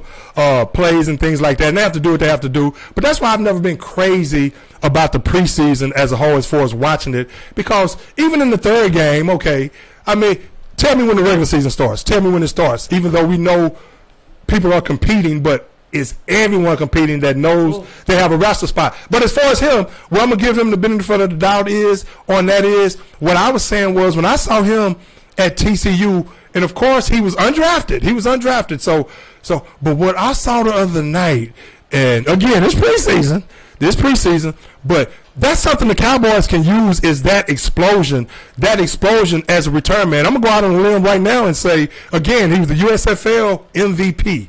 And he bounced around from a few different leagues. The year after he was undrafted, he went to some other football league where they missed a year because of COVID. But the guy has been producing. I thought he was very productive in college as well. So as far as how the Cowboys can use him on offense, hey, from what I happen to see as far as that explosion on those returns, and I think he might make the Pro Bowl as a returner with the Cowboys. If he's anything like I saw back then and what I'm seeing now, he has that Devin Hester type of ability. Preseason, I got you as far as the coverage, but I know explosive when I see it. Rocking at number 2, they can use him on offense. Hey, now he had a problem dropping the ball a lot at TCU too. That's why I guess he went undrafted. But I was surprised when he went undrafted because I thought that he was just that explosive. Every time I saw him play, he was making a big play. But he would fumble every now and then and things like that. Hopefully, at the age of 26, now he's in the heart of his prime, even though this is his first season in the NFL. Hopefully, he can be that dynamic kick punt returner for the Cowboys. I just thought that was a positive sign for the Cowboys. You can incorporate him on offense with the loss of some of these receivers, and you just, hey, you utilize his talents. Run him on go routes. Run him on reverses like TCU used to do. And run him on reverses. Get him the ball out of the backfield. But get Turpin. Cavante Turpin, I think is his name.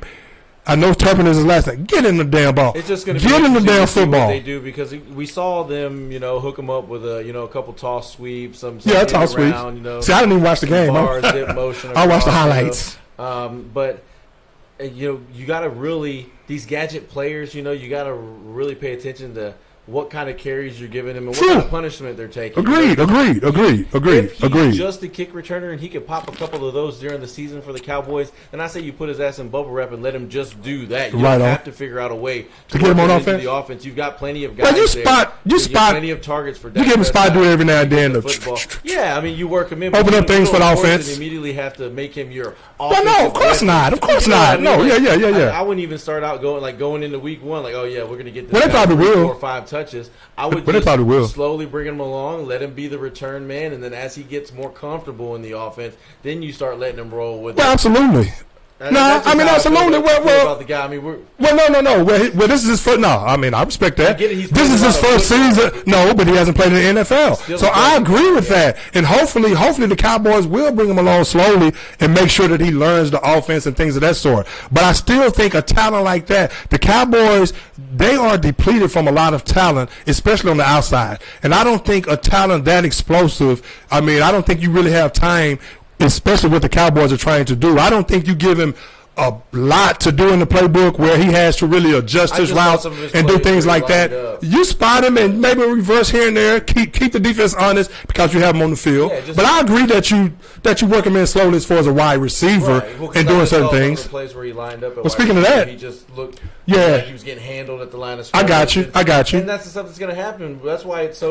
I mean, this is the NFL. Him to be 100% fresh when he's catching that punt out in the open. Man, but I like it though, man. So however they want to use him, just make sure you get the ball in Turpin's hands, and hopefully he doesn't get hurt. I got a comment from Dick Johnson. He likes to correlate. He said Tom Brady with 3 rings to 3 teams. They're gonna call him Big Play Tom. He's gonna be like Big Shot Bob. Can't win it with him. Hey, you know what? I like the scenarios, but Tom is entrenched in Tampa for this season, in my opinion. We shall see. But if it happens, if a miracle trade happens to one of these teams, hey, kudos to Tom, Greg, and he can be the first. Or what I was going to ask you real quick is like the way the preseason has changed to this 3 preseason format. I don't think it's been harder to really see what teams have and what's going to play out than it has in any other year. When you go back to all the years in the past, especially when we had 4 preseason games, you knew that 3rd game was going to be that dress rehearsal. Right. And now you kind of feel like the 3rd game is kind of building up to being that for a lot of teams.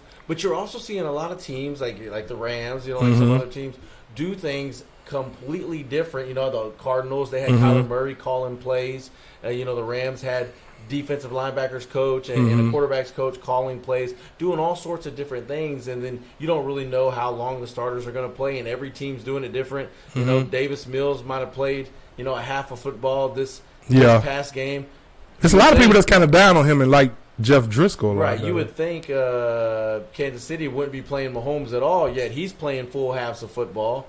You know what? You just there isn't a set schedule routine of how teams are doing it. Like they used to do back in the day. Just winging it and doing it right themselves. Now we're geared up for a dress rehearsal between the Texans and the 49ers. Amazon's going to be covering that game, so they want it to be as exciting as it can be, and I expect the Texans ones to play end late into the second quarter, maybe into the third quarter, like they would in that third preseason game. Because keep in mind, you still have that 1 week off. Right. And I think that's right. And the fact that it's less preseason games, I think that really tells a story right there on why these teams. I think maybe also the times, to your question and to your statement, the times and the trend is probably changing to where teams are just trying to keep some of these teams off guard. They're really not showing their hand too much. And like you said, they don't know in these few amount of games, they don't really know how much they really need to get in or how much they need to really work certain players. You have players that's trying to make the team. Then you have players who you know are going to make the team. How much work do they really need? So it's kind of, everything is kind of discombobulated because of that one preseason game where back then you had a format to where, okay, we know this game, then the third game, then the fourth, the things of that sort. Like you know the stars are going to play at least for the half. Right. Guys. Now I feel like, right. They have that fourth game sort of attitude towards the first game, and then in the second game you let the offense get a little bit, you know, but you're still not putting the starters out there. Like somebody you want to keep in bubble wrap. He doesn't need to get warmed up in this game. Worry about injury in game 3. Right. A la Damian Pierce for the Texans, we didn't see him this past week. I like him, man. But you know what's interesting about that? Oh, we didn't need to see it. Well, see, that's just it right there. Now, that shows you, before I get your take, we were talking about quarterbacks. I want to get your take on Aaron Rodgers making the comments about his receivers, because I just want to say a quick thing about where I think his receivers' mindset, well, the receivers as a whole, where their mindset is as far as getting on par with him, like we were kind of alluding to with Tom Brady, but how Aaron Rodgers and the comments he's made about them. But as far as Damian Pierce and the Texans, man, that shows you right there a guy that's a 4th-round draft pick out of Florida. That shows you right there how they feel about him. If, to your point, like we were just talking about how discombobulated the way they're game planning these preseason games and who they're going to play and how they're going to play them and all this and that. It shows that's a point right there. That's an example right there. Look at Damian Pierce. They saw what they had to see in 4 carries. Now we're talking about a guy that's a 4th-round pick. And so they saw what they had to see in 4 carries in the first game, and I can see that myself. This guy is special. So, of course, you have Rex Burkhead. Now, I don't know what that does for Marlon Mack, but for them to sit a 4th-round rookie out in the second preseason game, completely sit him out, like you say, Lovey said, hey, we don't have to see him. I mean, that's very, very telling on how they feel about him. Do you think he's a week 1 starter? 100%. You asked me last week. I thought the same thing. Okay. It was just, it's clear to see that he's the most explosive, the most talented back on that entire roster. And it's not like he's not ready. He doesn't have or display any weakness that would make you fear that, we have him out there on passing downs, then Davis is, in trouble or in risk of getting hurt because he can't pass block. He's actually a fantastic pass blocker, a great catcher of the football. So I just don't see any reason why he wouldn't be out there week 1 as a starter. 1 starter from play 1. Yeah. Now, would they do something very Texan-like and give Marlon Mack the first carry of the game and then bring Damian Pierce in right after that? I could see them doing something like that, because why wouldn't the Texans do that? Give a hometown guy another start. But clearly they especially with the ones, to really see what they have in him. That I think he might be gone. Oh yeah. They already know that week 1, Damian Pierce is going to be the guy that's going to be the workhorse for the Houston Texans, and right there it is. Now, there it is. With the Texans, there's something. No, go ahead. Early on, real quick, Eddie. I don't know if you saw. You listen to the Sports Court. I'm Greg. That's Eddie. The show where we keep it 100% of the time. Go ahead, Eddie. To mention real quick, I don't know if you heard the news. I saw it last night when it broke. Jamie Roots passed away, former president of the Houston Texans. Oh man, my condolences. I didn't see that. I think it was 56. Okay. And his wife put out a statement that after a long battle with mental health, so we know, or you can surmise what that kind is. of issues happened there. Right. It's a really sad story for a guy that was a big part of building a franchise and a brand that is so popular and so big here in Houston and even in Mexico and off into East Beaumont and Louisiana. at Lake Charles. Jamie Roots was a very big part of that. He did a lot of great things in sports, did a lot of great things in life. And hey, man. we miss, it's just sad stories. So. Absolutely. I concur, and thanks for that. And on behalf of the sports court, hey, and I appreciate you doing so. On behalf of the sports court right there, our sincere condolences to his family, and may he rest in peace. And speaking of that, maybe that's something, speaking of the Texans real quick before we move on, maybe that's something that the Texans can build from, his loss. Maybe that could rally them the same way Mechie is probably something, what he's going through, his bout with cancer, and the way they've rallied around him. Maybe the Texans, like Davis Mills has said, I've heard him in an interview. Now, I don't know how much of this is wishful thinking on his part, when, again, I like Davis Mills, and I want to see him. I don't really know about his deep passing ability right now. I really want to see how that progresses during the season. I really want to see that, because I know it's preseason, but Jeff Driscoll really, who I liked in college, as a matter of fact. And he could probably just be coming to his own now, but I like his dual threat ability. I like the fact that he has some athleticism. Now, he's not Lamar Jackson or anything like that, but that's going to be interesting to see what type of start the Texans get out to. Now, Davis Mills is on record as saying that he thinks the Texans are being disrespected, and of course they had the first pick in the draft last year, and of course they've been depleted of talent, but he sees something where he thinks, at least you liked it. Okay, the third pick, you're right. At least, because they got Derek Stingley Jr., who they're getting him back on the mend as well, so he's just now getting back into the fold. But look forward to seeing him. I think he can be a shutdown corner. But as far as the Texans are concerned, maybe he sees something in the Texans, especially Lovey being his second year. We know he's always been a defensive-minded guy. Lovey being in his second year, maybe he has the reins on this team, and even though they haven't completely rebuilt that talent pool yet on that team, maybe them rallying around Mechie and just seeing what he's going through, and seeing how optimistic he is, seeing how vibrant he is, seeing how confident he is that he's going to be back playing with the team. I think that really puts things in perspective with a lot of these players. And I think a lot of these players are going to play for John Mechie, just as you said just a second ago about about Jamie Roots. So I think that could bode well for the Texans at the end of the day. The Texans can build an emotional boost on. As far as Davis Mills, he does come out and say the Texans are ready to shock the world, as he puts it. I think back to last year. Although game 1 was against Urban Meyer and the Jaguars, but going into game 2, Tyrod Taylor, before he got hurt, they had a very talented Browns team at full strength on the road. Yeah. And ready to go toe to toe with those guys. What the season could have been, had that game turned out differently, we don't know. But we do know that after Tyrod Taylor got hurt, the Texans sort of went into tank mode. Yeah, they did. They did. We're okay with losing, but early on, you kind of got the sign. Just kind of got a feeling that maybe the team was a little bit better than we were all thinking in the preseason and beforehand. And a lot of that had to do with Lovie Smith and his defense. That was a defense that they were forcing turnovers and holding teams, even talented teams. I remember back to the Buffalo game where they had a very talented Buffalo offense, held to 10 points in the first quarter, before an interception ended up giving them an opportunity to get another touchdown before the half. But they were very much in that game. The defense eventually, though, gave up because the offense just had no hope of scoring. Yeah. But maybe Damian Pierce.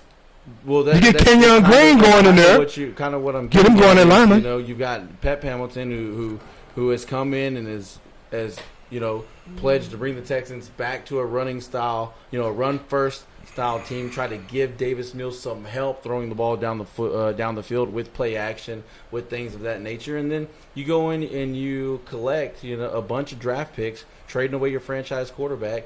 And you use those draft picks. You look at the guys that they've gotten in this draft, top to bottom. You look at Derek Stingley; he's looking like he's the real deal. Jalen Petrie, right out of the gate, as soon as the Houston Texans defense takes the field, Jalen Petrie's the first guy that I noticed. Hey, he's nice. He can play, man. He's like a Panther on patrol, man. Yeah. He just just sort of meandering through the defense. He's going to be one of the best safeties in the game. Making tons of tackles. He's going to be one of the best free safeties in the game. Agreed. Keep going there. You got Kenyon Green. We haven't seen him. We haven't seen him yet. I've been before as far as the concussion. We'll see him this week. Hopefully he gets well. And then Damian Pierce. If those 4 guys, all 4 of those guys end it can bolster the Texans' chances. They end up hitting, and you look at Nick Caserio, and you can look at those 4 guys alone and say, man, that really made your entire 2021 draft, and that's a good boost and a good step forward Yeah. as far as the rebuild goes here in Houston. I mean, that would be huge. And right It now, would. they're showing little signs of being those guys. And it's, They are. You hope that Lovie Smith and company and Pep Hamilton, that they have the right plan in place that's going to get these guys going. And once they do, man, confidence is a killer. And when these guys get confidence, and Davis Mills is able to play loose and play with confidence and know that, he's got a back that can bust one that he can dump it off to, and he's got big play receivers who can go up and make plays. Cooks can scamper, and Nico Collins is starting to show off his ability to high point the football. Right. Those are going to be assets in this Texans offense, and I'm curious to see just how long How it they takes them progress. to really get going before Right. we can say, hey, this is what the Texas offense is, and this Right. is what they look like in full stride. Is it a 30-point-a-game offense? Is it a 24-point-a-game offense? Is it a 21? Or are they going to get the first pick again? Yeah, or are they going to be, putting up As a team. poles and pulling up stakes and wrapping it up halfway through? Right As on, far right as on. like the Driscoll thing you bring up, look, Driscoll, you got to give him credit. You play whoever they put you out there against the play, Mhm. and he's played extremely well against the guys on the back end of the True, roster. true, But true, hey, you true. put him in a crunch time Preseason, I situation, get it. His throws are on the money. He's been And he can he's been move. accurate. It makes He you can wonder move. why they even moved the guy to tight end last year. Whenever maybe they were just hoping Right. he could be some type of help there. I don't know. They seem to be. They were looking for an trying to athletic add tight that end. Tight end Yeah, room. yeah. They tried Yeah, to they were trade looking for for- Adam Shaheen. We saw. I don't know if you noticed, Greg, but that trade got vetoed because Shaheen failed a physical and he's now on injured reserve. Right. And back with the Dolphins, I believe it was, which is where he came from. But they're always trying to add, one way or another. Yeah. Hey, you know what? Hey, so it's going to be interesting to see how the Texans progress. I mean, I really want to see them. Of course, I'm a Cowboys fan, and but Kyle Allen, Lovie too, Smith. that's I want to see really Lovie good. Smith have some success, I huh? would be remiss if I didn't say Kyle Allen. and Jeff Driscoll together collectively look better throwing the football downfield than one Davis Mills. Yeah, And yeah. It just makes you wonder. We're going to learn a Is lot. it going to I'll hinder tell you the what, offense? we're gonna Can learn a Brandon lot on Cooks get Thursday. deep? And can you utilize Brandon Cooks? Can you utilize his speed? Because does Davis Mills have the arm strength to really utilize him on certain patterns where you're not underthrowing him or anything like that, Yeah. and the timing is I right? don't doubt the arm strength one bit. For him, it's just the timing and Timing. being It's able to about be- timing being with that able to anyway. Be accurate and like we've said or like we've mentioned with this style of preseason, the ones have actually gotten the least amount of work Yeah. in the games as anybody else. Week one of the preseason, Davis was out there for 2 drives that went nowhere, and a lot of times, or the basic reason was 2 runs that are a penalty that put you behind the sticks right out of the jump. So you didn't really get to get a look. They at took a Davis page and from what the he was in Cowboys. game 1. They took a page from the Cowboys. But in game 2, he played a little bit more, but he was inaccurate with some stuff, some short throws. The ones Yeah. over the middle, like to the running back that are high, those are the ones that bother me the most because those are the ones that typically turn Better into get your receiver interceptions or and can get your turn receiver into killed. Points, Yeah, The absolutely. running back turns around, instead of hitting him in the chest, you throw it above his Especially for helmet. a running back, because a Goes running right back, to a safety or a linebacker. And yeah, because ball. Bingo, bingo, bingo. is right now, granted, you would love to have a running back who can utilize their hands and catch the football, but that's not as natural for a running back as far as catching the football. They're more body catchers more than anything. Is more as they're not as fluid. It's not as natural as it is for a wide receiver. Speaking of wide You receivers, just real can't quick. throw it above his helmet, not in that area. Because Yeah, right. The chances of something Oh, they're bad getting happening deflected if he and doesn't everything, catch yeah. it is Yeah, right. So much higher than anywhere else. That is Right true. in the center of the field. That is true. Whereas maybe a receiver could pluck that ball out of the But air. I will tell you this: and Kyle Allen nor Jeff Driscoll is going to take the starting job from Davis. No, I like Davis I Mills. just don't see that. I want to see him happening. succeed. I mean, I really I do. You think remember you're gonna last year see, I said that. Once Davis plays a game with his entire first team offensive Right, line, he's right. got all his first team receivers out there, and they're going with a I like it non-watered mentally. down version of whatever Pep Hamilton's playbook and play sheet is going to entail. Then I think you're going to see a little bit more of where Davis really is at in this progression. We shall see. We shall I've see. always seen him as a guy who performs better in the season games than what I've seen him do in practice and what I've seen him do in the preseason. For whatever reason, it seems like in season or whenever it's live bullets, as I like to say, he just seems to play a little bit better and be a little bit more accurate, and be Yeah. a little bit more in his element. Well, I mean, he's a cerebral type quarterback, so he's going to be prepared. I think with Davis Mills, it just has a lot to do. Like you said, of course, you want to have him playing with the players that he's going to play with, but I think it's just more about. And you've heard me not sing his praises, but believe in him. Ever since last season, when a lot of people were counting him out, I've always come in here and said, I see something in Davis Mills. I like the way he handles himself at quarterback. He seems like he has the pulse of his team. He seems like his players like playing for him and playing with him. I just think at this point with Davis Mills, it's more so about where you're putting around him. What are you putting around him? I think if you put the talent around him, you're going to help him by inserting the run game with Damian Pierce. That's going to take some of the pressure off of him. And, of course, you need your lineman. So it's more about his surroundings. I think that's when you will really see the growth of really Davis Mills. A quarterback, that may not be a world beater. It's a really good defense. Absolutely. And and that's Levin's calling card. Excited with what you're seeing from this defense, and it isn't coming from the guys whose names you know. Once again, the Texans right out of the gate had 4 sacks in the first quarter. Yeah, they did. They did. I get it. The Rams weren't playing their starters, but right. The Texans really weren't playing a bunch of their starters. A lot of those guys were backup guys. I mean, Grenard, he's going to be a starter, but he got a sack late in the second quarter. Yeah. Early on, you were seeing a lot of the young guys. These guys that seem like they're on the bubble and are really fighting for the Texans. Probably going to force them to keep an extra defensive lineman because these guys are so good. Well, Levy knows what he's doing. To that type of rotational defensive line, right? That's what really plays big for your defense because you keeps everybody fresh. Absolutely, absolutely. Hey, so Ed is definitely excited about the Texans' prospects from improving on that third pick from last season. And Lovie Smith, again, I'm not a Texans fan. I don't dislike the Texans. I'm a Cowboys fan. We all know that. But I want to see Lovie succeed, and I think he has that franchise going in the right direction. Now, we were talking about receivers. We still have about 10 minutes or so before we get out of here. I want to get your thoughts on a few more topics NFL before we leave. You'll see us again next Tuesday, the Sports Court. I'm Greg. That's Eddie to my right there. But as far as receivers, Aaron Rodgers, he made the comment that we were talking about Tom Brady, his absence, whether or not speculating if it might hinder Tampa's chances early on in the season, yada, yada, yada. Now, we see where Aaron Rodgers has made a comment over that. We were just not surprising. I mean, Aaron Rodgers doesn't bite his tongue, and now he's received a lot of criticism by criticizing his wide receivers, but I have no problem with what he did at all, calling them out publicly like that. Now, he's walked them back since then, but put on your big boy pants when you get in the NFL. Well, it's a double-edged sword in that. Put on your big boy pants because a lot of people have brought to light the fact that he missed OTAs. He missed the OTAs. Now that's you're already with young receivers. Your best receiver, the guy that you're most entrenched with in Devontae Adams, he's gone, left town for the desert. He's out in Vegas. And you got a bunch of these new guys. You got to turn them into your next Christian Watson, your next set of names that you make into stars. Yeah. But yet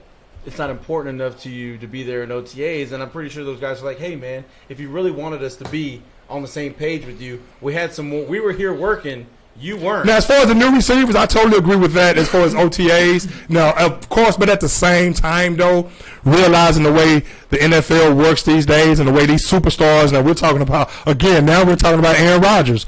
The past 2 MVP, he's just won the past 2 MVPs. What is it, 3 overall? So we're talking about Aaron Rodgers. We were just talking about Tom Brady, the greatest to ever do it. So I think, of course, when we're talking about all this, we're talking about categories where only these 2 can get away with that. Now, he made those comments, and I don't think it was that malicious what he said. He pretty much just said, hey, of course they need to stop dropping passes, things of that sort. And of course they're rookies, and he realizes that he has to get on the same page with them as well. They have to get used to the way he throws his passes, where he tries to fit certain passes in certain windows and things of that sort. I mean, it's Aaron Rodgers. And then at the same time,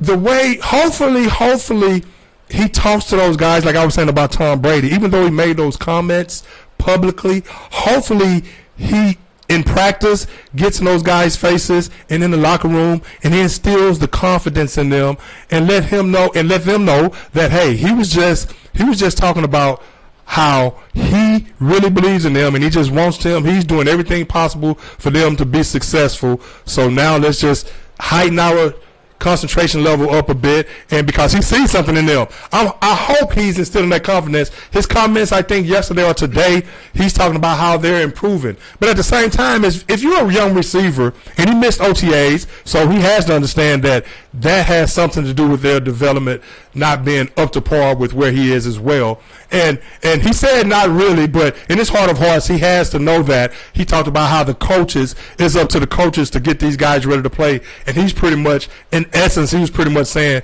in essence, he's just the final piece, and they should be able to adjust once he's there. But I think he knows that it's just going to take repetition. And as far as these young receivers, again, it's Aaron Rodgers. I mean, you're coming in there, think about what they have on their mind. For one, it's just hard for a wide receiver to adjust to the NFL speed and the game itself, let alone reading coverages and things of that sort. So now you have the former two-time MVP of the past 2 years. Again, I think he's won it 3 times altogether, or is it 4? But the former two-time MVP from the past 2 seasons, back-to-back MVPs. Now you have him that you have to impress as well. So it's so much going on. It's camp. Your legs are tired. You know, you're doing a lot of studying. They're throwing a lot at you. So it's a lot. Things will slow down for these wide receivers. And I think even since he made those comments, I think they probably have. But they have to get used to, for one, they want to impress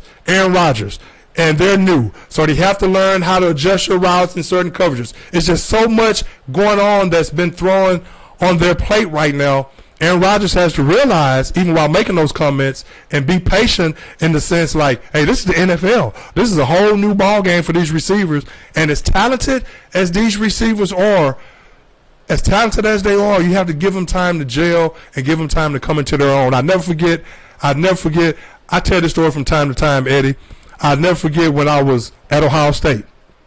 And not Eddie George. Well, I remember Eddie George, too, fumbling 4 times, and then turning into the Heisman Trophy winner. I tell that story a lot, too. And I was like, when I left, I'm like, okay, I knew he was good, but I didn't know it was that good. My boy Duke. Big Duke been on the show before. Now he's out there at coaching at where's Eddie George coaching at? Man, Tennessee State. So, dude, hey, but I was talking about how when I saw Joey Galloway practicing for the first time, my coach Gene Huey, when Joey Galloway, he was like, what happened to all this talent that I saw in high school and blah, blah, blah. And I'm not going to lie. It took me a couple of weeks to really get acclimated to things. The footballs were hard as bricks. But once I settled in and got rid of those camp legs and things like that, and Joey Galloway, he just thought he was like night and day. When I saw him, he was body catching everything and measuring his routes and everything. And I remember Coach Huey saying, where's all this track speed I've been hearing about, blah, blah, blah. And I never forget, us and some of the older receivers were back in line, and we was just watching. He was a true freshman at the time, and this was his first camp. And he was wearing number 27 at the time. And I'm like, okay, he was All-American. It's a lot of receivers that would come through there, or players that they would be touted as All-Americans, and I'd be like, damn, he couldn't even start on my high school team. But to make a long story short about Joey, man, did he turn it on after that. And then once he got acclimated, it was like, bow. And like I said, I can attest to that as well. So I think Tom Brady has to be patient and never go. And Aaron Rodgers. Hey, now real quick, too, as far as the Dolphins. Real quick. Oh, go ahead. I just want to chime in on that. Please do. Aaron Rodgers. I stay till 9 o'clock. Aaron you know Rodgers, me. Still an a-hole. You heard it here first on the Sports Court. Aaron Rodgers, an a-hole. Hey, I'm not going to dispute that. Me and Eddie have talked about Aaron Rodgers ad nauseum over the years as far as being an a-hole. But you know what? Too? He's kind of grown on me. His personality is kind of grown on me. He's a different dude, and he has his own personality. He's kind of grown on me more so than a few years ago. And I still see the heart. I still see the heart. But hey, one of the best to ever do it as far as throwing the football. But hey, man, I'll say this as far as real quick about the Dolphins. And of course, they have 2 speedy receivers in Tyreek Hill. We were talking about Davis Mills. As far as the Dolphins are concerned, now they have a new offensive. Of course, they have Mike McDaniel. You brought him over. So now you have a new offensive coordinator now. You have some new players, some new coaches on the team. Sam Madison, Patrick Surtain, some guys. You have Wes Welker coaching the receivers. Speaking of the receivers, you have the quarterbacks coach. Your boy that played in Miami with my Buckeyes whipped up on in 2003. Damn it, the quarterback. What's the quarterback? The coach. Hold on, man. What's the quarterback's coach? What's the guy name that played for Miami back in the day? The quarterback. You probably don't remember too. 2003. How far? Dorsey, Ken Dorsey. Ken Dorsey. I think he's the offense coordinator now. So they're going to be spread. Dorsey. I think I was going to come up with who's that other one that played? He played for the Jets too. Not Play for the Jets. Say Mullins. What did they? Did Clemens? Didn't Clemens play For Miami? Yeah, well, I know he played for Miami. Clemens. Yeah, the quarterback. What the hell is his first name? I thought he played for Miami University of Miami. You're not talking about Nick Mullins, huh? No, Mullins. We're talking about a different era, man. That's 20. That's We're what talking I'm about 20 saying. years ago. I'm trying to think of Clemens. Kellen Clemens is who I'm talking about. Kellen Clemens played at Where'd he play? Did he I play remember him with the Dolphins though for a little bit. Kellen Clemens. That's who. He didn't play at Miami. No, but He didn't play at Miami. That's why I couldn't. That's what was throwing me off. Coming to mind, but that was kind of throwing me off. Yeah, you're right. But Nick Mullins, I just thought you were trying to say Nick Mullins. But no, back then, you had Ken Dorsey. You had, of course, before that, you had Steve Walsh. You know, I was a Miami Hurricane fan coming out of high school. That's why I wanted to play. But it worked out even better for me. But you had Steve Walsh. You had Dorsey. You had Gino Torretta. You know, they had some. I mean, they had some ballers, man, at the quarterback position, the Miami Hurricanes. But do you think that, now, you remember Tank for Tua, can Tua get them the ball downfield? Of course, you're going to have to do a lot of get the ball out of your hands quickly, and you have a new coach over there with some guys that you're bringing back in the fold, former Miami Dolphins players. This is Tua's time to make it or break it as far as the quarterback. You remember Tank for Tua? He's going to have to stay healthy. Now you have some speed demons over there. They're short guys, 5'9", 5'8", but they can scoot. They can scoot. Of course, you want to get them the ball quickly and let them do things as well. But can he make this offense dynamic by getting the ball downfield? I have to see it. I saw him do it in college a few times. Oh yeah, I mean, you think back to the national championship. I mean, right. That's all he did With Devontae Smith. But here, I'll tell you this. Look, Mike McDaniel, we know where he comes from. We know what type of offense he runs. And we've talked about it ad nauseum before as how good those zone scheme rollout offenses can be at scheming open guys at the mid-level and then deep, at the top level of the defense. We saw Gary Kubiak do it here for years. I think Tua is the perfect. I think that offense is perfect for Tua, I should say. Maybe he's not getting the ball out of his hand quickly, but it's perfect for him. Develop a good, solid running game. You definitely need to do that. And they have some great competition to running back. Get him out on the edge where he can read. High low. Give him some high low reads that he can bust. Things and plays that typically open up one place or another. It's like the flood. Why is the flood so popular? Because one of those three guys flooding that side of the field is going to be open in almost every coverage. That's why they go and hit these. I mean, that's why those are staples. In offenses, at every level of football. I'm sure they're going to do all that. I think Mike McDaniel. Can he get the ball downfield? Can he stretch the defense? Well, whenever we'll see. We'll see what it takes. I mean, whenever you get. Does he have the arm strength? I'm not talking about the scheme. I think he does. Okay. I think he's got the arm strength. Okay, that's the question. Whenever you've got the right timing, when you got the right play, I mean, you don't necessarily have to throw the ball 70 yards down. I agree. You've heard me say that a number of times.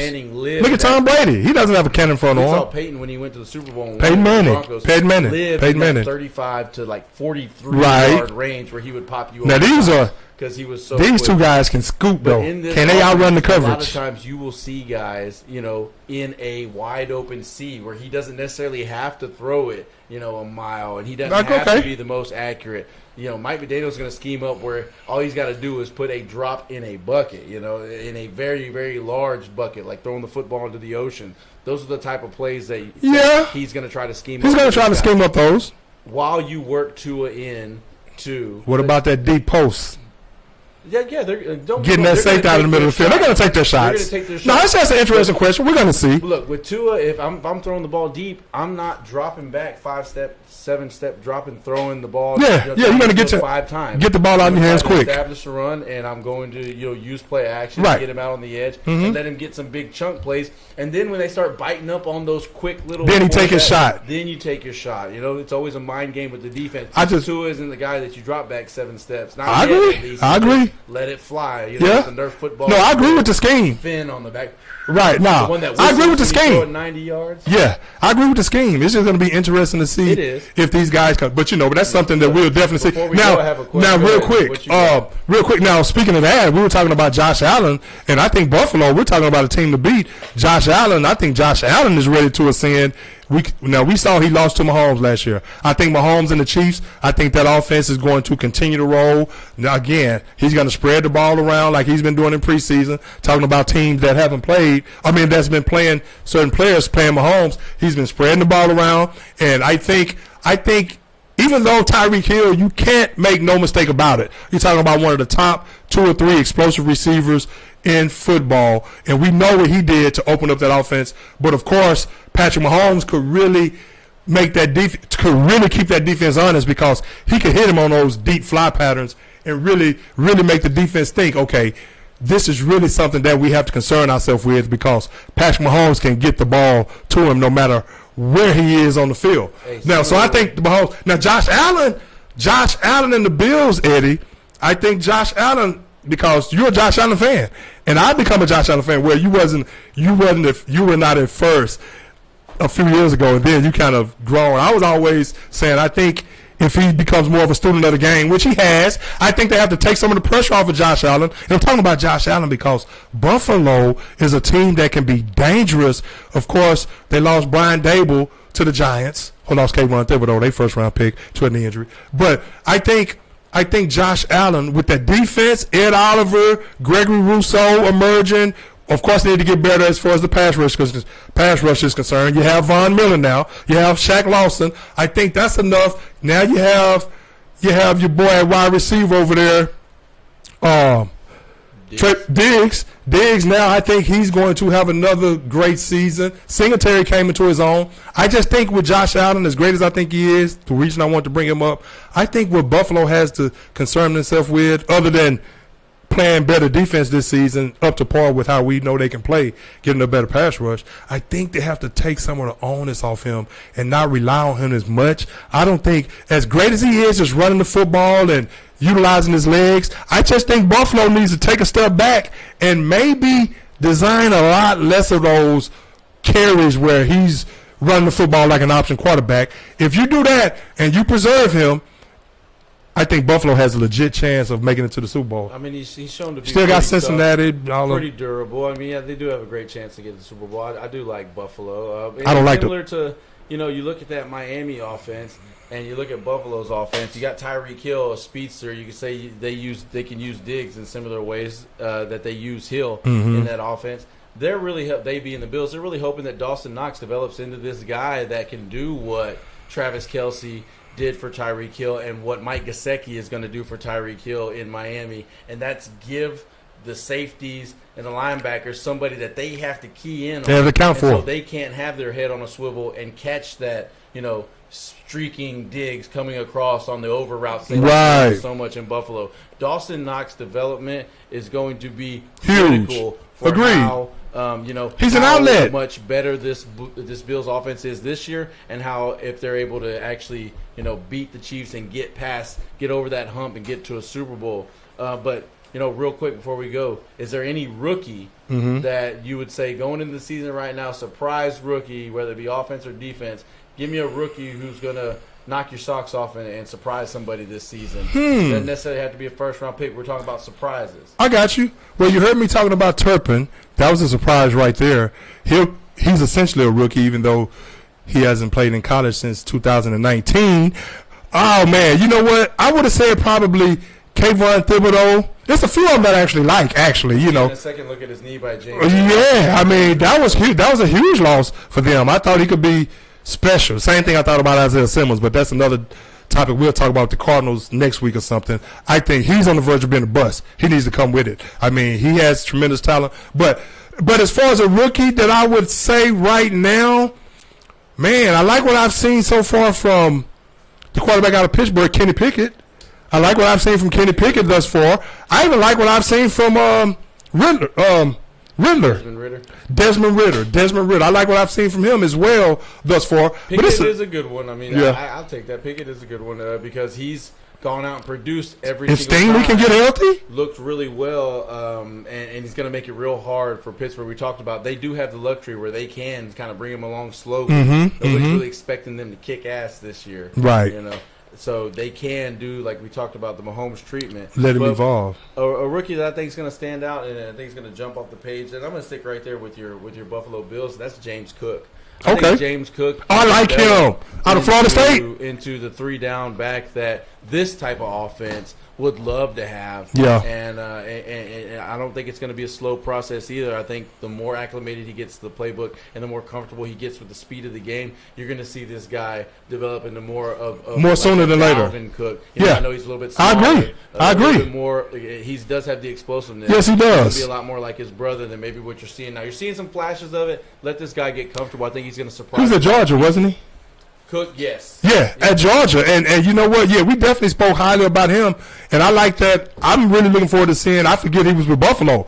I didn't know that Buffalo had actually drafted him. But that's a very, very good pickup by Buffalo if you can get somebody like that because of everything that he can do. He can do a multitude of things. He can stretch the field as a running back and actually go on wheel routes and deep routes. That's a running back that can catch the ball over the middle. And like you said, he has the good genes like his brother Dalvin Cook, and that's a nice asset for the Buffalo Bills. If they can get him, pair him alongside Singletary, and you can do that, because Singletary I like a lot too. He had his best productive season last year as well. I think he's going to continue to evolve. That's going to take some of the honus off of Josh Allen. But if James Cook could step into the fold, he played big-time college football. He played in the SEC. That's almost like semi-pro. So I can see James Cook making some headwaves and making some noise for Buffalo this year, really helping them. Hey, it's a lot of teams we can talk about. We'll talk about next week. Maybe we'll even talk about some of the matchups in week 1. But we can go down the list. I mean, there's some teams, trust me, as the season wanes on, as the season nears, we're going to cover just about every team. And, of course, during the season, you know we're going to talk about everything that's transpiring, analyze, and break all that down as well. So really look forward to it. You've been listening to the Sports Court. Hey, check us out this season, broadcasting some high school football as well. We'll let you all know more about that as the weeks progress. And college football season, baseball season, the Stros, go Stros. It's going to be hectic over there in the National League. Bryce Harper is on the way back. My boy B. Harper will be back next week in the fold for the Phillies, who've been balling, and they look like they could probably make it as a wild card team. Hopefully he comes back with that bionic thumb like I told y'all he would. I told y'all he'd be back. And now you have Syndergaard over there doing some things, 3-0 over there. Hey, the Phillies are a team, the National League has to be dealt with. The Dodgers, I love those all blues they wore yesterday. That was sick. Especially when Urias rocked them with the stripes. Come on, Dodgers. You know y'all wrong for that. That was 2 players right there, those all blues for the Dodgers. I like that. Hey, but we'll be back next week. You've been listening to the Sports Court, the show where me and Eddie keep it 100% of the time. See y'all next week. Stay blessed. Legends live and let live. Roof, roof, roof. About to dip. Dip.